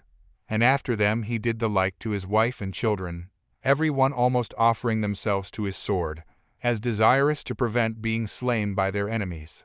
So when he had gone over all his family, he stood upon their bodies to be seen by all, and stretching out his right hand, that his action might be observed by all, he sheathed his entire sword into his own bowels. This young man was to be pitied, on account of the strength of his body and the courage of his soul. But since he had assured foreigners of his fidelity against his own countrymen, he suffered deservedly. Besides this murder at Scythopolis, the other cities rose up against the Jews that were among them. Those of Ascalon slew 2,500, and those of Ptolemais 2,000, and put not a few into bonds. Those of Tyre also put a great number to death, but kept a greater number in prison. Moreover, those of Hippos and those of Gadara did the like, while they put to death the boldest of the Jews, but kept those of whom they were afraid in custody, as did the rest of the cities of Syria, according as they every one either hated them or were afraid of them. Only the Antiochans, the Sidontans, and Epamians spared those that dwelt with them, and would not endure either to kill any of the Jews or to put them in bonds, and perhaps they spared them, because their own number was so great that they despised their attempts. But I think the greatest part of this favor was owing to their commiseration of those whom they saw to make no innovations. As for the Gerasenes, they did no harm to those that abode with them, and for those who had a mind to go away, they conducted them as far as their borders reached. There was also a plot laid against the Jews in Agrippa's kingdom, for he was himself gone to Cestius Gallus, to Antioch, but had left one of his companions, whose name was Norus, to take care of the public affairs, which Norus was of kin to King Sohemus. Now there came certain men 70 in number, out of Batanea, who were the most considerable for their families and prudence of the rest of the people. These desired to have an army put into their hands, that if any tumult should happen, they might have about them a guard sufficient to restrain such as might rise up against them. This Norris sent out some of the king's armed men by night, and slew all those 70 men, which bold action he ventured upon without the consent of Agrippa, and was such a lover of money, that he chose to be so wicked to his own countrymen, though he brought ruin on the kingdom thereby. And thus cruelly did he treat that nation, and this contrary to the laws also, until Agrippa was informed of it, who did not indeed dare to put him to death, out of regard to Sohemus.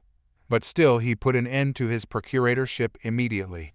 But as to the seditious, they took the citadel which was called Cypros, and was above Jericho, and cut the throats of the garrison, and utterly demolished the fortifications. This was about the same time that the multitude of the Jews that were at Machaerus persuaded the Romans who were in garrison to leave the place, and deliver it up to them. These Romans, being in great fear, lest the place should be taken by force, made an agreement with them to depart upon certain conditions, and when they had obtained the security they desired, they delivered up the citadel, into which the people of Machaerus put a garrison for their own security, and held it in their own power. But for Alexandria, the sedition of the people of the place against the Jews was perpetual, and this from that very time when Alexander the Great, upon finding the readiness of the Jews in assisting him against the Egyptians, and as a reward for such their assistance, gave them equal privileges in this city with the Grecians themselves, which honorary reward continued among them under his successors, who also set apart for them a particular place, that they might live without being polluted by the Gentiles, and were thereby not so much intermixed with foreigners as before. They also gave them this further privilege, that they should be called Macedonians. Nay, when the Romans got possession of Egypt, neither the first Caesar, nor any one that came after him, thought of diminishing the honors which Alexander had bestowed on the Jews, but still conflicts perpetually arose with the Grecians. And although the governors did every day punish many of them, yet did the sedition grow worse. But at this time especially, when there were tumults in other places also, the disorders among them were put into a greater flame. For when the Alexandrians had once a public assembly, to deliberate about an embassage they were sending to Nero, a great number of Jews came flocking to the theater. But when their adversaries saw them, they immediately cried out, and called them their enemies, and said they came as spies upon them. Upon which they rushed out, and laid violent hands upon them. And as for the rest, they were slain as they ran away. But there were 3 men whom they caught, and hauled them along, in order to have them burnt alive. But all the Jews came in a body to defend them, who at first threw stones at the Grecians, but after that they took lamps, and rushed with violence into the theater, and threatened that they would burn the people to a man. And this they had soon done, unless Tiberius Alexander, the governor of the city, had restrained their passions. However, this man did not begin to teach them wisdom by arms, but sent among them privately some of the principal men, and thereby entreated them to be quiet, and not provoke the Roman army against them. But the seditious made a jest of the entreaties of Tiberius, and reproached him for so doing. Now when he perceived that those who were for innovations would not be pacified till some great calamity should overtake them, he sent out upon them those 2 Roman legions that were in the city, and together with them 5,000 other soldiers, who, by chance, were come together out of Libya, to the ruin of the Jews. They were also permitted not only to kill them, but to plunder them of what they had, and to set fire to their houses. These soldiers rushed violently into that part of the city that was called Delta, where the Jewish people lived together, and did as they were bidden, though not without bloodshed on their own side also. For the Jews got together, and set those that were the best armed among them in the forefront, and made a resistance for a great while. But when once they gave back, they were destroyed unmercifully, and this their destruction was complete, some being caught in the open field, and others forced into their houses, which houses were first plundered of what was in them, and then set on fire by the Romans. Wherein no mercy was shown to the infants, and no regard had to the aged. But they went on in the slaughter of persons of every age, till all the place was overflowed with blood, and 50,000 of them lay dead upon heaps. Nor had the remainder been preserved, had they not betaken themselves to supplication. So Alexander commiserated their condition, and gave orders to the Romans to retire. Accordingly, these being accustomed to obey orders, left off killing at the first intimation. But the populace of Alexandria bare so very great hatred to the Jews, that it was difficult to recall them, and it was a hard thing to make them leave their dead bodies. And this was the miserable calamity which at this time befell the Jews at Alexandria. Hereupon Cestius thought fit no longer to lie still, while the Jews were everywhere up in arms.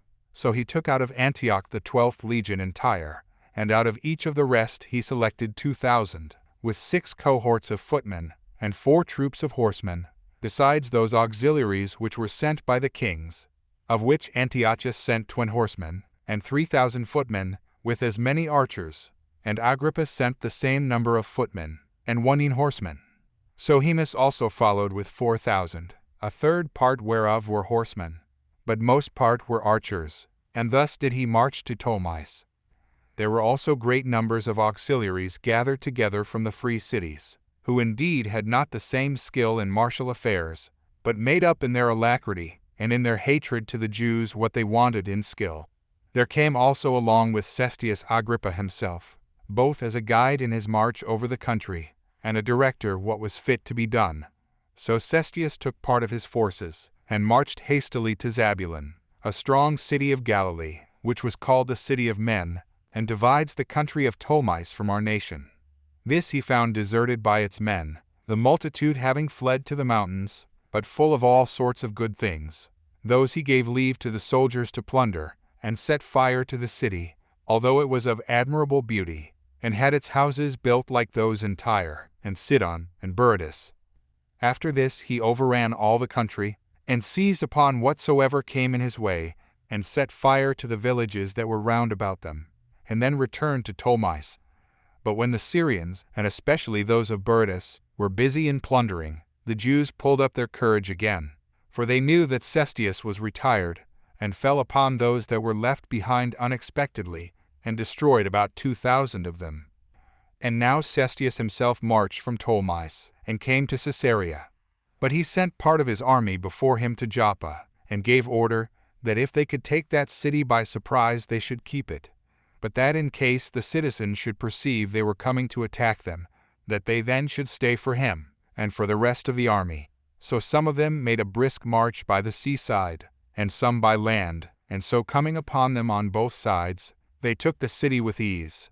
And as the inhabitants had made no provision beforehand for a flight, nor had gotten anything ready for fighting, the soldiers fell upon them, and slew them all, with their families, and then plundered and burnt the city. The number of the slain was 8,400.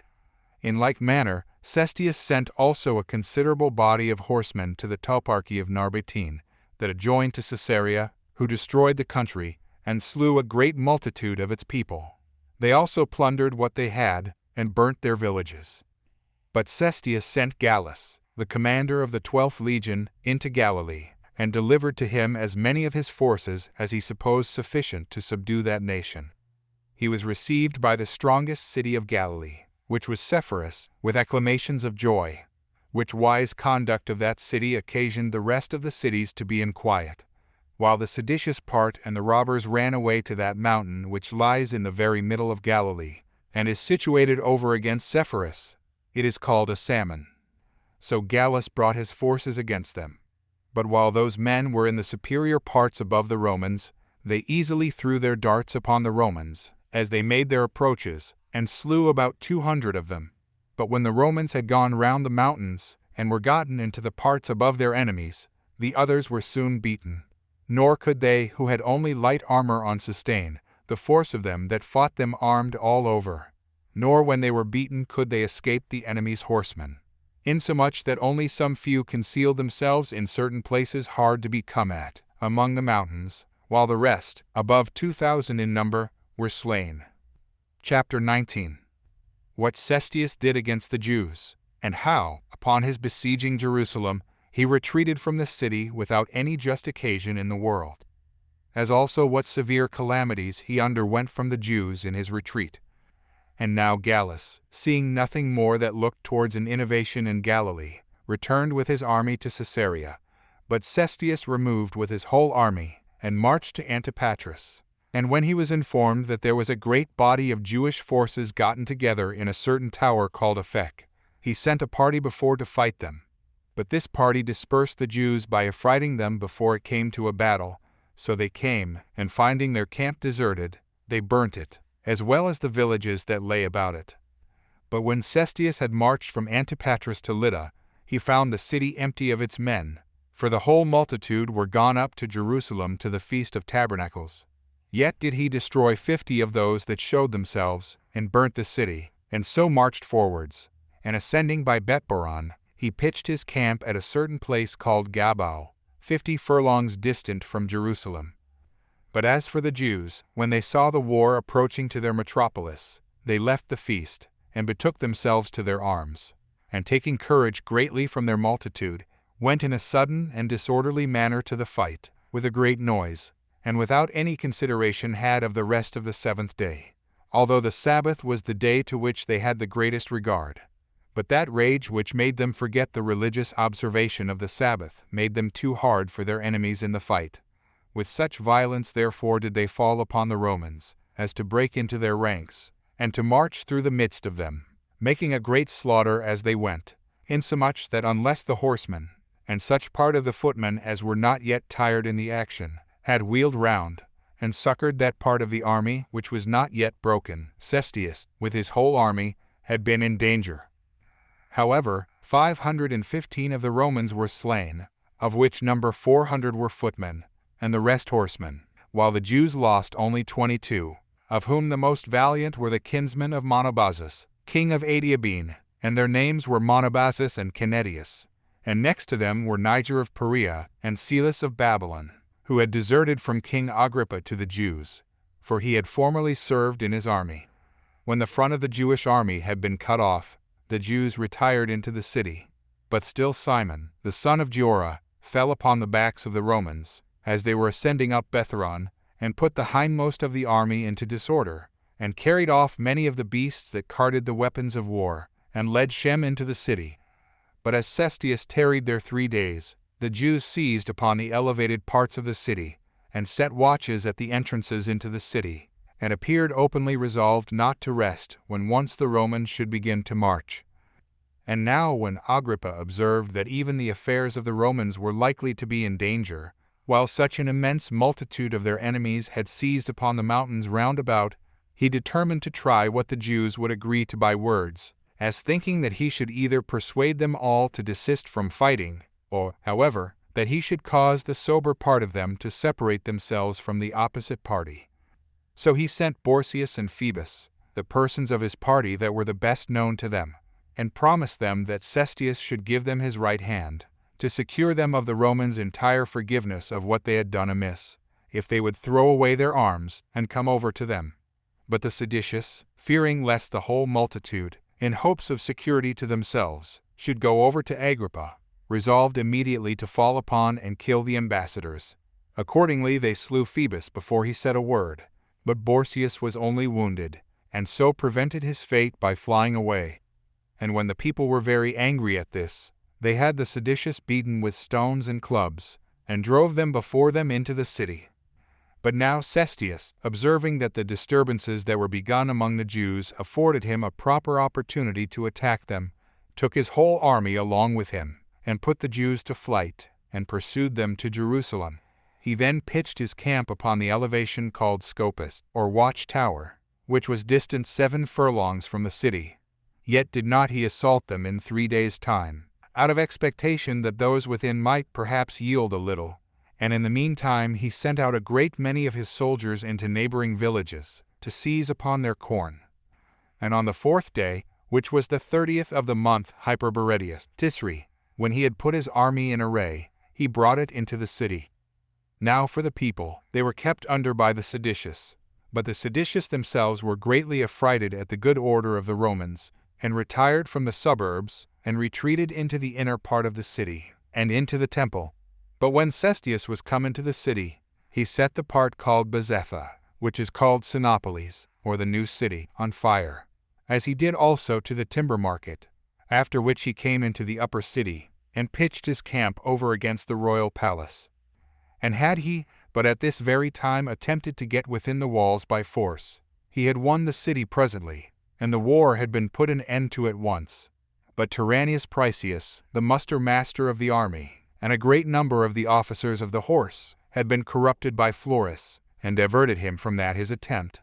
And that was the occasion that this war lasted so very long, and thereby the Jews were involved in such incurable calamities. In the meantime, many of the principal men of the city were persuaded by Ananus, the son of Jonathan, and invited Cestius into the city, and were about to open the gates for him. But he overlooked this offer, partly out of his anger at the Jews, and partly because he did not thoroughly believe they were in earnest. Whence it was that he delayed the matter so long, that the seditious perceived the treachery, and threw Ananus and those of his party down from the wall, and, pelting them with stones, drove them into their houses. But they stood themselves at proper distances in the towers, and threw their darts at those that were getting over the wall. Thus did the Romans make their attack against the wall for 5 days, but to no purpose. But on the next day Cestius took a great many of his choicest men, and with them the archers, and attempted to break into the temple at the northern quarter of it. But the Jews beat them off from the cloisters, and repulsed them several times when they were gotten near to the wall, till at length the multitude of the darts cut them off, and made them retire. But the first rank of the Romans rested their shields upon the wall, and so did those that were behind them, and the like did those that were still more backward, and guarded themselves with what they call testudo, the back of a tortoise, upon which the darts that were thrown fell, and slided off without doing them any harm. So the soldiers undermined the wall, without being themselves hurt, and got all things ready for setting fire to the gate of the temple. And now it was that a horrible fear seized upon the seditious, insomuch that many of them ran out of the city, as though it were to be taken immediately. But the people upon this took courage, and where the wicked part of the city gave ground, thither did they come, in order to set open the gates, and to admit Cestius as their benefactor, who, had he but continued the siege a little longer, had certainly taken the city. But it was, I suppose, owing to the aversion God had already at the city and the sanctuary, that he was hindered from putting an end to the war that very day. It then happened that Cestius was not conscious either how the besieged despaired of success, nor how courageous the people were for him. And so he recalled his soldiers from the place, and by despairing of any expectation of taking it, without having received any disgrace, he retired from the city, without any reason in the world.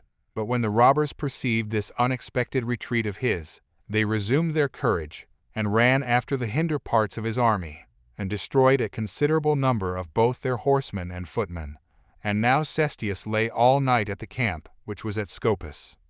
And as he went off farther next day, he thereby invited the enemy to follow him, who still fell upon the hindmost, and destroyed them. They also fell upon the flank on each side of the army, and threw darts upon them obliquely, nor durst those that were hindmost turn back upon those who wounded them behind, as imagining that the multitude of those that pursued them was immense. Nor did they venture to drive away those that pressed upon them on each side, because they were heavy with their arms, and were afraid of breaking their ranks to pieces, and because they saw the Jews were light, and ready for making incursions upon them. And this was the reason why the Romans suffered greatly, without being able to revenge themselves upon their enemies. So they were galled all the way, and their ranks were put into disorder, and those that were thus put out of their ranks were slain, among whom were Priscus, the commander of the 6th legion, and Longinus, the tribune, and Aemilius Secundus, the commander of a troop of horsemen. So it was not without difficulty that they got to Gabao, their former camp, and that not without the loss of a great part of their baggage. There it was that Cestius stayed 2 days, and was in great distress to know what he should do in these circumstances. But when on the 3rd day he saw a still much greater number of enemies, and all the parts round about him full of Jews, he understood that his delay was to his own detriment, and that if he stayed any longer there, he should have still more enemies upon him. That therefore he might fly the faster, he gave orders to cast away what might hinder his army's march. So they killed the mules and other creatures, excepting those that carried their darts and machines, which they retained for their own use, and this principally because they were afraid lest the Jews should seize upon them. He then made his army march on as far as Betharon. Now the Jews did not so much press upon them when they were in large open places, but when they were penned up in their descent through narrow passages, then did some of them get before, and hindered them from getting out of them.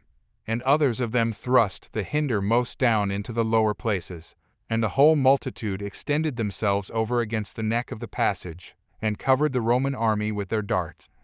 In which circumstances, as the footmen knew not how to defend themselves, so the danger pressed the horsemen still more, for they were so pelted that they could not march along the road in their ranks, and the ascents were so high that the cavalry were not able to march against the enemy.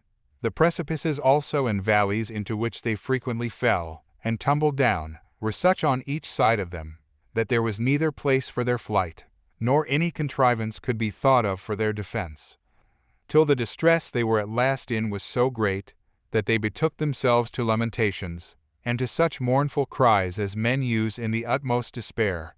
The joyful acclamations of the Jews also, as they encouraged one another, echoed the sounds back again, these last composing a noise of those that at once rejoiced and were in a rage. Indeed, things were come to such a pass that the Jews had almost taken Cestius's entire army prisoners, had not the night come on, when the Romans fled to Betharon, and the Jews seized upon all the places round about them, and watched for their coming out in the morning. And then it was that Cestius, despairing of obtaining room for a public march, contrived how he might best run away, and when he had selected 400 of the most courageous of his soldiers, he placed them at the strongest of their fortifications, and gave order that when they went up to the morning guard, they should erect their ensigns, that the Jews might be made to believe that the entire army was there still, while he himself took the rest of his forces with him, and marched, without any noise, 30 furlongs. But when the Jews perceived, in the morning, that the camp was empty, they ran upon those 400 who had deluded them, and immediately threw their darts at them, and slew them, and then pursued after Cestius. But he had already made use of a great part of the night in his flight, and still marched quicker when it was day, insomuch that the soldiers, through the astonishment and fear they were in, left behind them their engines for sieges, and for throwing of stones, and a great part of the instruments of war. So the Jews went on pursuing the Romans as far as Antipatris.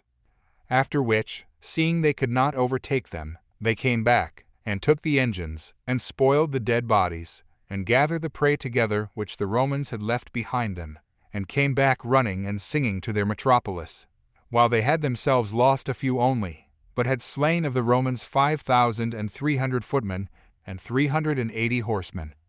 This defeat happened on the 8th day of the month Dies, Marchesvan, in the 12th year of the reign of Nero.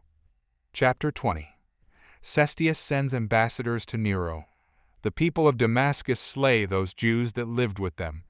The people of Jerusalem, after they had left off pursuing Cestius, return to the city and get things ready for its defense, and make a great many generals for their armies, and particularly Josephus, the writer of these books. Some account of his administration. After this calamity had befallen Cestius, many of the most eminent of the Jews swam away from the city, as from a ship when it was going to sink. Costobarus, therefore, and Saul, who were brethren, together with Philip, the son of Jasimus, who was the commander of King Agrippa's forces, ran away from the city and went to Cestius. But then how Antipas, who had been besieged with them in the king's palace, but would not fly away with them, was afterwards slain by the seditious, we shall relate hereafter. However, Cestius sent Saul and his friends, at their own desire, to Achaia, to Nero, to inform him of the great distress they were in, and to lay the blame of their kindling the war upon Florus, as hoping to alleviate his own danger, by provoking his indignation against Florus. In the meantime, the people of Damascus, when they were informed of the destruction of the Romans, set about the slaughter of those Jews that were among them. And as they had them already cooped up together in the place of public exercises, which they had done out of the suspicion they had of them, they thought they should meet with no difficulty in the attempt. Yet did they distrust their own wives, which were almost all of them addicted to the Jewish religion, on which account it was that their greatest concern was, how they might conceal these things from them. So they came upon the Jews, and cut their throats, as being in a narrow place, in number 10,000, and all of them unarmed, and this in 1 hour's time, without any body to disturb them. But as to those who had pursued after Cestius, when they were returned back to Jerusalem, they overbore some of those that favored the Romans by violence, and some them persuaded by entreaties to join with them, and got together in great numbers in the temple, and appointed a great many generals for the war. Joseph also, the son of Gorion, and Ananus the high priest, were chosen as governors of all affairs within the city, and with a particular charge to repair the walls of the city. For they did not ordain Eleazar the son of Simon to that office, although he had gotten into his possession the prey they had taken from the Romans, and the money they had taken from Cestius, together with a great part of the public treasures, because they saw he was of a tyrannical temper, and that his followers were, in their behavior, like guards about him. However, the want they were in of Eleazar's money, and the subtle tricks used by him, brought all so about that the people were circumvented, and submitted themselves to his authority in all public affairs. They also chose other generals for Idumea: Jesus, the son of Saphias, one of the high priests, and Eleazar, the son of Ananias, the high priest. They also enjoined Niger, the then governor of Idumea, who was of a family that belonged to Perea, beyond Jordan, and was thence called the Parate, that he should be obedient to those forenamed commanders. Nor did they neglect the care of other parts of the country. But Joseph the son of Simon was sent as general to Jericho, as was Manasseh to Perea, and John the Escu to the toparchy of Thamna. Lydda was also added to his portion, and Joppa, and Emmaus. But John, the son of Matthias, was made governor of the toparchies of Gophnidicca and Acrabatine, as was Josephus, the son of Matthias, of both the Galilees. Gamala also, which was the strongest city in those parts, was put under his command. So every one of the other commanders administered the affairs of his portion with that alacrity and prudence they were masters of.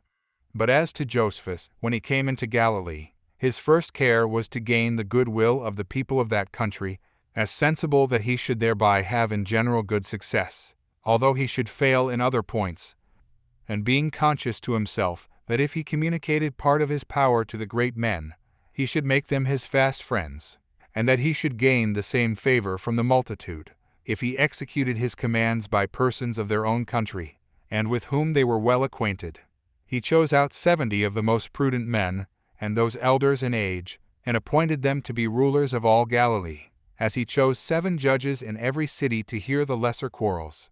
For as to the greater causes, and those wherein life and death were concerned, he enjoined they should be brought to him and the 70 elders. Josephus also, when he had settled these rules for determining causes by the law, with regard to the people's dealings one with another, betook himself to make provisions for their safety against external violence, and as he knew the Romans would fall upon Galilee, he built walls in proper places about Jotapata, and Bersabee, and Salamis, and besides these, about Capharco, and Jaffa, and Sego, and what they call Mount Tabor, and Tarichi, and Tiberias. Moreover, he built walls about the caves near the lake of Gennesaret, which places lay in the lower Galilee. The same he did to the places of upper Galilee, as well as to the rock called the Rock of the Echabari, and to Seph, and Jamneth, and Merath. And in Gaulonitis he fortified Seleucia, and Solgane, and Gamala. But as to those of Sepphoris, they were the only people to whom he gave leave to build their own walls, and this because he perceived they were rich and wealthy, and ready to go to war, without standing in need of any injunctions for that purpose. The case was the same with Gischala, which had a wall built about it by John the son of Levi himself, but with the consent of Josephus. But for the building of the rest of the fortresses, he labored together with all the other builders, and was present to give all the necessary orders for that purpose. He also got together an army out of Galilee, of more than 100,000 young men, all of which he armed with the old weapons which he had collected together and prepared for them. And when he had considered that the Roman power became invincible, chiefly by their readiness in obeying orders, and the constant exercise of their arms, he despaired of teaching these his men the use of their arms, which was to be obtained by experience. But observing that their readiness in obeying orders was owing to the multitude of their officers, he made his partitions in his army more after the Roman manner, and appointed a great many subalterns. He also distributed the soldiers into various classes, whom he put under captains of tens, and captains of hundreds, and then under captains of thousands, and besides these, he had commanders of larger bodies of men. He also taught them to give the signals one to another, and to call and recall the soldiers by the trumpets, how to expand the wings of an army, and make them wheel about, and when one wing hath had success, to turn again and assist those that were hard set, and to join in the defense of what had most suffered. He also continually instructed them what concerned the courage of the soul, and the hardiness of the body, and, above all, he exercised them for war, by declaring to them distinctly the good order of the Romans, and that they were to fight with men who, both by the strength of their bodies and courage of their souls, had conquered in a manner the whole habitable earth. He told them that he should make trial of the good order they would observe in war, even before it came to any battle, in case they would abstain from the crimes they used to indulge themselves in, such as theft and robbery and rapine, and from defrauding their own countrymen, and never to esteem the harm done to those that were so near of kin to them to be any advantage to themselves. For that wars are then managed the best when the warriors preserve a good conscience. But that such as are ill men in private life will not only have those for enemies which attack them, but God himself also for their antagonist. And thus did he continue to admonish them. Now he chose for the war such an army as was sufficient, that is 60,000 footmen, and 250 horsemen, and besides these, on which he put the greatest trust, there were about 4,500 mercenaries. He had also 600 men as guards of his body. Now the cities easily maintained the rest of his army, excepting the mercenaries, for every one of the cities enumerated above sent out half their men to the army, and retained the other half at home, in order to get provisions for them, insomuch that the one part went to the war, and the other part to their work, and so those that sent out their corn were paid for it by those that were in arms, by that security which they enjoyed from them. Chapter 21. Concerning John of Gischala. Josephus uses stratagems against the plots John laid against him, and recovers certain cities which had revolted from him. Now as Josephus was thus engaged in the administration of the affairs of Galilee, there arose a treacherous person, a man of Gischala, the son of Levi, whose name was John. His character was that of a very cunning and very knavish person, beyond the ordinary rate of the other men of eminence there, and for wicked practices he had not his fellow anywhere. Poor he was at first, and for a long time his wants were a hindrance to him in his wicked designs. He was a ready liar, and yet very sharp in gaining credit to his fictions. He thought it a point of virtue to delude people, and would delude even such as were the dearest to him. He was a hypocritical pretender to humanity, but where he had hopes of gain, he spared not the shedding of blood. His desires were ever carried to great things, and he encouraged his hopes from those mean wicked tricks which he was the author of. He had a peculiar knack at thieving, but in some time he got certain companions in his impudent practices. At first they were but few, but as he proceeded on in his evil course, they became still more and more numerous. He took care that none of his partners should be easily caught in their rogueries, but chose such out of the rest as had the strongest constitutions of body, and the greatest courage of soul, together with great skill in martial affairs. As he got together a band of 400 men, who came principally out of the country of Tyre, and were vagabonds that had run away from its villages, and by the means of these he laid waste all Galilee, and irritated a considerable number, who were in great expectation of a war then suddenly to arise among them. However, John's want of money had hitherto restrained him in his ambition after command, and in his attempts to advance himself. But when he saw that Josephus was highly pleased with the activity of his temper, he persuaded him, in the first place, to entrust him with the repairing of the walls of his native city, Gischala, in which work he got a great deal of money from the rich citizens. He after that contrived a very shrewd trick, and pretending that the Jews who dwelt in Syria were obliged to make use of oil that was made by others than those of their own nation, he desired leave of Josephus to send oil to their borders. So he bought 4 amphorae with such Tyrian money as was of the value of 4 Attic drachmae, and sold every half amphora at the same price. And as Galilee was very fruitful in oil, and was peculiarly so at that time, by sending away great quantities, and having the sole privilege so to do, he gathered an immense sum of money together, which money he immediately used to the disadvantage of him who gave him that privilege. And, as he supposed, that if he could once overthrow Josephus, he should himself obtain the government of Galilee. So he gave orders to the robbers that were under his command to be more zealous in their thievish expeditions, that by the rise of many that desired innovations in the country, he might either catch their general in his snares, as he came to the country's assistance, and then kill him, or if he should overlook the robbers, he might accuse him for his negligence to the people of the country. He also spread abroad a report far and near that Josephus was delivering up the administration of affairs to the Romans, and many such plots did he lay, in order to ruin him. Now at the same time that certain young men of the village Dabrida, who kept guard in the great plain, laid snares for Ptolemy, who was Agrippa's and Bernice's steward, and took from him all that he had with him, among which things there were a great many costly garments, and no small number of silver cups, and 600 pieces of gold. Yet were they not able to conceal what they had stolen, but brought it all to Josephus, to Tariche. Hereupon he blamed them for the violence they had offered to the king and queen, and deposited what they brought to him with Aeneas, the most potent man of Tariche, with an intention of sending the things back to the owners at a proper time. Which act of Josephus brought him into the greatest danger, for those that had stolen the things had an indignation at him, both because they gained no share of it for themselves, and because they perceived beforehand what was Josephus's intention, and that he would freely deliver up what had cost them so much pains to the king and queen. These ran away by night to their several villages, and declared to all men that Josephus was going to betray them.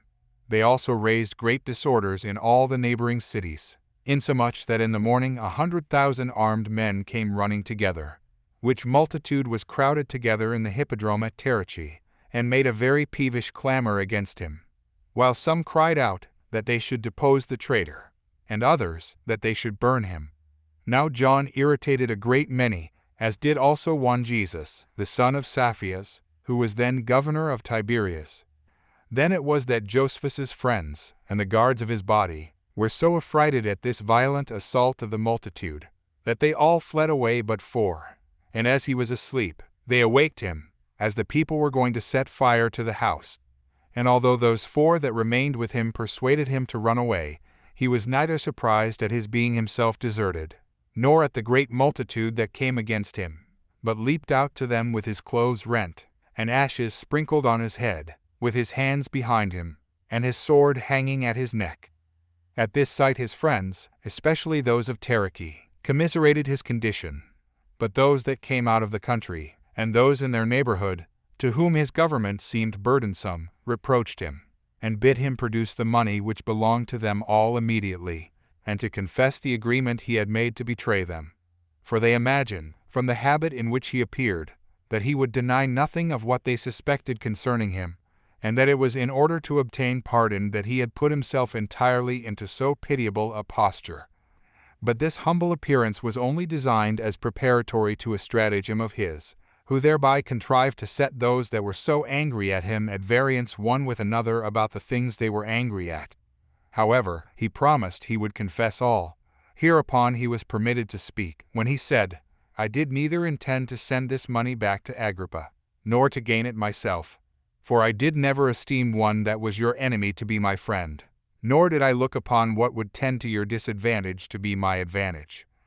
But, O you people of Tariche, I saw that your city stood in more need than others of fortifications for your security, and that it wanted money in order for the building it a wall.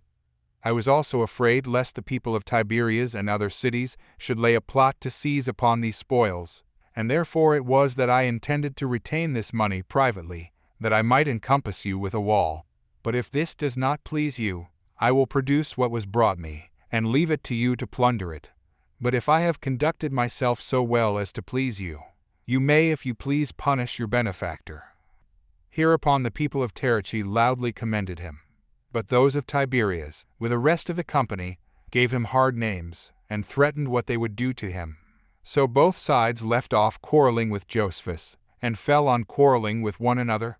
So he grew bold upon the dependence he had on his friends, which were the people of Tariche, and about 40,000 in number, and spake more freely to the whole multitude, and reproached them greatly for their rashness, and told them that with this money he would build walls about Taricheae, and would put the other cities in a state of security also, for that they should not want money, if they would but agree for whose benefit it was to be procured, and would not suffer themselves to be irritated against him who procured it for them. Hereupon the rest of the multitude that had been deluded retired, but yet so that they went away angry, and 2,000 of them made an assault upon him in their armor. And as he was already gone to his own house, they stood without and threatened him. On which occasion Josephus again used a second stratagem to escape them. For he got upon the top of his house, and with his right hand desired them to be silent, and said to them, I cannot tell what you would have, nor can hear what you say, for the confused noise you make. But he said that he would comply with all their demands, in case they would but send some of their number into him that might talk with him about it. And when the principal of them, with their leaders, heard this, they came into the house. He then drew them to the most retired part of the house, and shut the door of that hall where he put them, and then had them whipped till every one of their inward parts appeared naked. In the meantime the multitude stood round the house, and supposed that he had a long discourse with those that were gone in about what they claimed of him. He had then the doors set open immediately, and sent the men out all bloody, which so terribly affrighted those that had before threatened him, that they threw away their arms and ran away. But as for John, his envy grew greater upon this escape of Josephus, and he framed a new plot against him. He pretended to be sick, and by a letter desired that Josephus would give him leave to use the hot baths that were at Tiberias, for the recovery of his health. Hereupon Josephus, who hitherto suspected nothing of John's plots against him, wrote to the governors of the city, that they would provide a lodging and necessaries for John, which favors, when he had made use of, in 2 days' time he did what he came about. Some he corrupted with delusive frauds, and others with money, and so persuaded them to revolt from Josephus. This Silas, who was appointed guardian of the city by Josephus, wrote to him immediately, and informed him of the plot against him, which epistle when Josephus had received, he marched with great diligence all night, and came early in the morning to Tiberias, at which time the rest of the multitude met him. But John, who suspected that his coming was not for his advantage, sent however one of his friends, and pretended that he was sick, and that being confined to his bed, he could not come to pay him his respects. But as soon as Josephus had got the people of Tiberias together in the stadium, and tried to discourse with them about the letters that he had received, John privately sent some armed men, and gave them orders to slay him. But when the people saw that the armed men were about to draw their swords, they cried out. At which cry Josephus turned himself about, and when he saw that the swords were just at his throat, he marched away in great haste to the seashore, and left off that speech which he was going to make to the people, upon an elevation of 6 cubits high. He then seized on a ship which lay in the haven, and leaped into it, with 2 of his guards, and fled away into the midst of the lake. But now the soldiers he had with him took up their arms immediately, and marched against the plotters. But Josephus was afraid lest a civil war should be raised by the envy of a few men, and bring the city to ruin. So he sent some of his party to tell them that they should do no more than provide for their own safety, that they should not kill anybody, nor accuse any for the occasion they had afforded of disorder. Accordingly, these men obeyed his orders and were quiet. But the people of the neighboring country, when they were informed of this plot, and of the plotter, they got together in great multitudes to oppose John. But he prevented their attempt, and fled away to Gischala, his native city, while the Galileans came running out of their several cities to Josephus. And as they were now become many 10,000s of armed men, they cried out that they were come against John the common plotter against their interest, and would at the same time burn him, and that city which had received him. Hereupon Josephus told them that he took their good will to him kindly, but still he restrained their fury, and intended to subdue his enemies by prudent conduct, rather than by slaying them. So he accepted those of every city which had joined in this revolt with John, by name, who had readily been shown him by these that came from every city, and caused public proclamation to be made, that he would seize upon the effects of those that did not forsake John within 5 days' time, and would burn both their houses and their families with fire. Whereupon 3,000 of John's party left him immediately, who came to Josephus, and threw their arms down at his feet. John then betook himself, together with his 2,000 Syrian runagates, from open attempts to more secret ways of treachery. Accordingly, he privately sent messengers to Jerusalem to accuse Josephus as having too great power, and to let them know that he would soon come as a tyrant to their metropolis, unless they prevented him. This accusation the people were aware of beforehand, but had no regard to it. However, some of the grandees, out of envy, and some of the rulers also, sent money to John privately, that he might be able to get together mercenary soldiers, in order to fight Josephus. They also made a decree of themselves, and this for recalling him from his government. Yet did they not think that decree sufficient. So they sent withal 2,500 armed men, and 4 persons of the highest rank amongst them, Josar the son of Namachus, and Ananias the son of Sadok, as also Simon and Judas the sons of Jonathan, all very able men in speaking, that these persons might withdraw the goodwill of the people from Josephus. These had it in charge, that if he would voluntarily come away, they should permit him to come and give an account of his conduct, but if he obstinately insisted upon continuing in his government, they should treat him as an enemy. Now Josephus's friends had sent him word that an army was coming against him, but they gave him no notice beforehand what the reason of their coming was, that being only known among some secret councils of his enemies, and by this means it was that 4 cities revolted from him immediately, Sepphoris, and Gamala, and Gischala, and Tiberias. Yet did he recover these cities without war, and when he had routed those 4 commanders by stratagems, and had taken the most potent of their warriors, he sent them to Jerusalem. And the people of Galilee had great indignation at them, and were in a zealous disposition to slay, not only these forces, but those that sent them also, had not these forces prevented it by running away. Now John was detained afterward within the walls of Gischala, by the fear he was in of Josephus. But within a few days Tiberias revolted again, the people within it inviting King Agrippa to return to the exercise of his authority there. And when he did not come at the time appointed, and when a few Roman horsemen appeared that day, they expelled Josephus out of the city. Now this revolt of theirs was presently known at Taricheae, and as Josephus had sent out all the soldiers that were with him to gather corn, he knew not how either to march out alone against the revolters, or to stay where he was, because he was afraid the king's soldiers might prevent him if he tarried, and might get into the city. For he did not intend to do anything on the next day, because it was the Sabbath day, and would hinder his proceeding.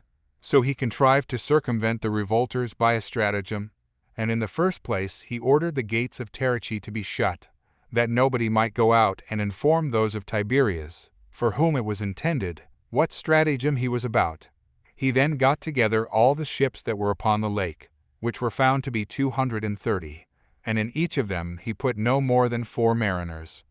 So he sailed to Tiberias with haste, and kept at such a distance from the city, that it was not easy for the people to see the vessels, and ordered that the empty vessels should float up and down there, while himself, who had but 7 of his guards with him, and those unarmed also, went so near as to be seen.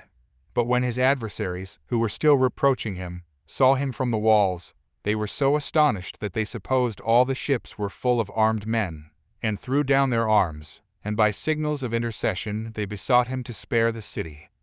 Upon this Josephus threatened them terribly, and reproached them, that when they were the first that took up arms against the Romans, they should spend their force beforehand in civil dissensions, and do what their enemies desired above all things, and that besides they should endeavor so hastily to seize upon him, who took care of their safety, and had not been ashamed to shut the gates of their city against him that built their walls. That, however, he would admit of any intercessors from them that might make some excuse for them, and with whom he would make such agreements as might be for the city's security.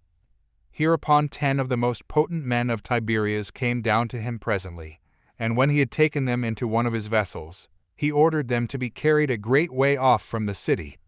He then commanded that 50 others of their senate, such as were men of the greatest eminence, should come to him, that they also might give him some security on their behalf. After which, under one new pretense or another, he called forth others, one after another, to make the leagues between them.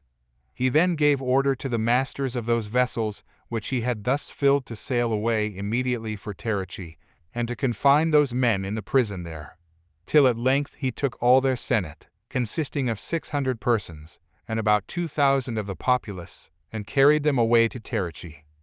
And when the rest of the people cried out that it was one Clitus that was the chief author of this revolt, they desired him to spend his anger upon him only. But Josephus, whose intention it was to slay nobody, commanded one Levius, belonging to his guards, to go out of the vessel, in order to cut off both Clitus's hands. Yet was Levius afraid to go out by himself alone to such a large body of enemies, and refused to go. Now Clitus saw that Josephus was in a great passion in the ship, and ready to leap out of it, in order to execute the punishment himself. He begged therefore from the shore that he would leave him one of his hands, which Josephus agreed to, upon condition that he would himself cut off the other hand. Accordingly he drew his sword, and with his right hand cut off his left. So great was the fear he was in of Josephus himself. And thus he took the people of Tiberias prisoners, and recovered the city again with empty ships and 7 of his guard. Moreover, a few days afterward he retook Gischala, which had revolted with the people of Sepphoris, and gave his soldiers leave to plunder it. Yet did he get all the plunder together, and restored it to the inhabitants. And the like he did to the inhabitants of Sepphoris and Tiberias. For when he had subdued those cities, he had a mind, by letting them be plundered, to give them some good instruction, while at the same time he regained their good will by restoring them their money again. Chapter 22. The Jews make all ready for the war, and Simon, the son of Joras, falls to plundering. And thus were the disturbances of Galilee quieted, when, upon their ceasing to prosecute their civil dissensions, they betook themselves to make preparations for the war with the Romans.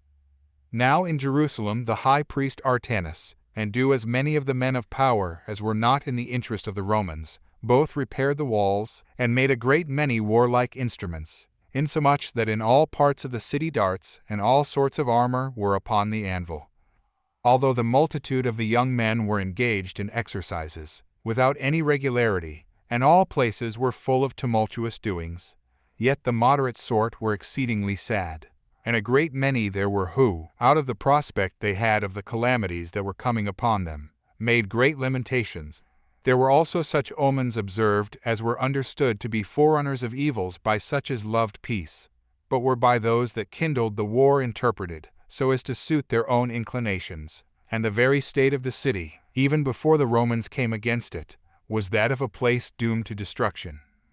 However, Ananus's concern was this, to lay aside, for a while, the preparations for the war, and to persuade the seditious to consult their own interest, and to restrain the madness of those that had the name of zealots. But their violence was too hard for him, and what end he came to we shall relate hereafter. But as for the Acrabian toparchy, Simon, the son of Joras, got a great number of those that were fond of innovations together, and betook himself to ravage the country. Nor did he only harass the rich men's houses, but tormented their bodies, and appeared openly and beforehand to effect tyranny in his government. And when an army was sent against him by Artanus and the other rulers, he and his band retired to the robbers that were at Masada, and stayed there, and plundered the country of Idumea with them, till both Ananus and his other adversaries were slain. And until the rulers of that country were so afflicted with the multitude of those that were slain, and with the continual ravage of what they had, that they raised an army, and put garrisons into the villages, to secure them from those insults. And in this state were the affairs of Judea at that time.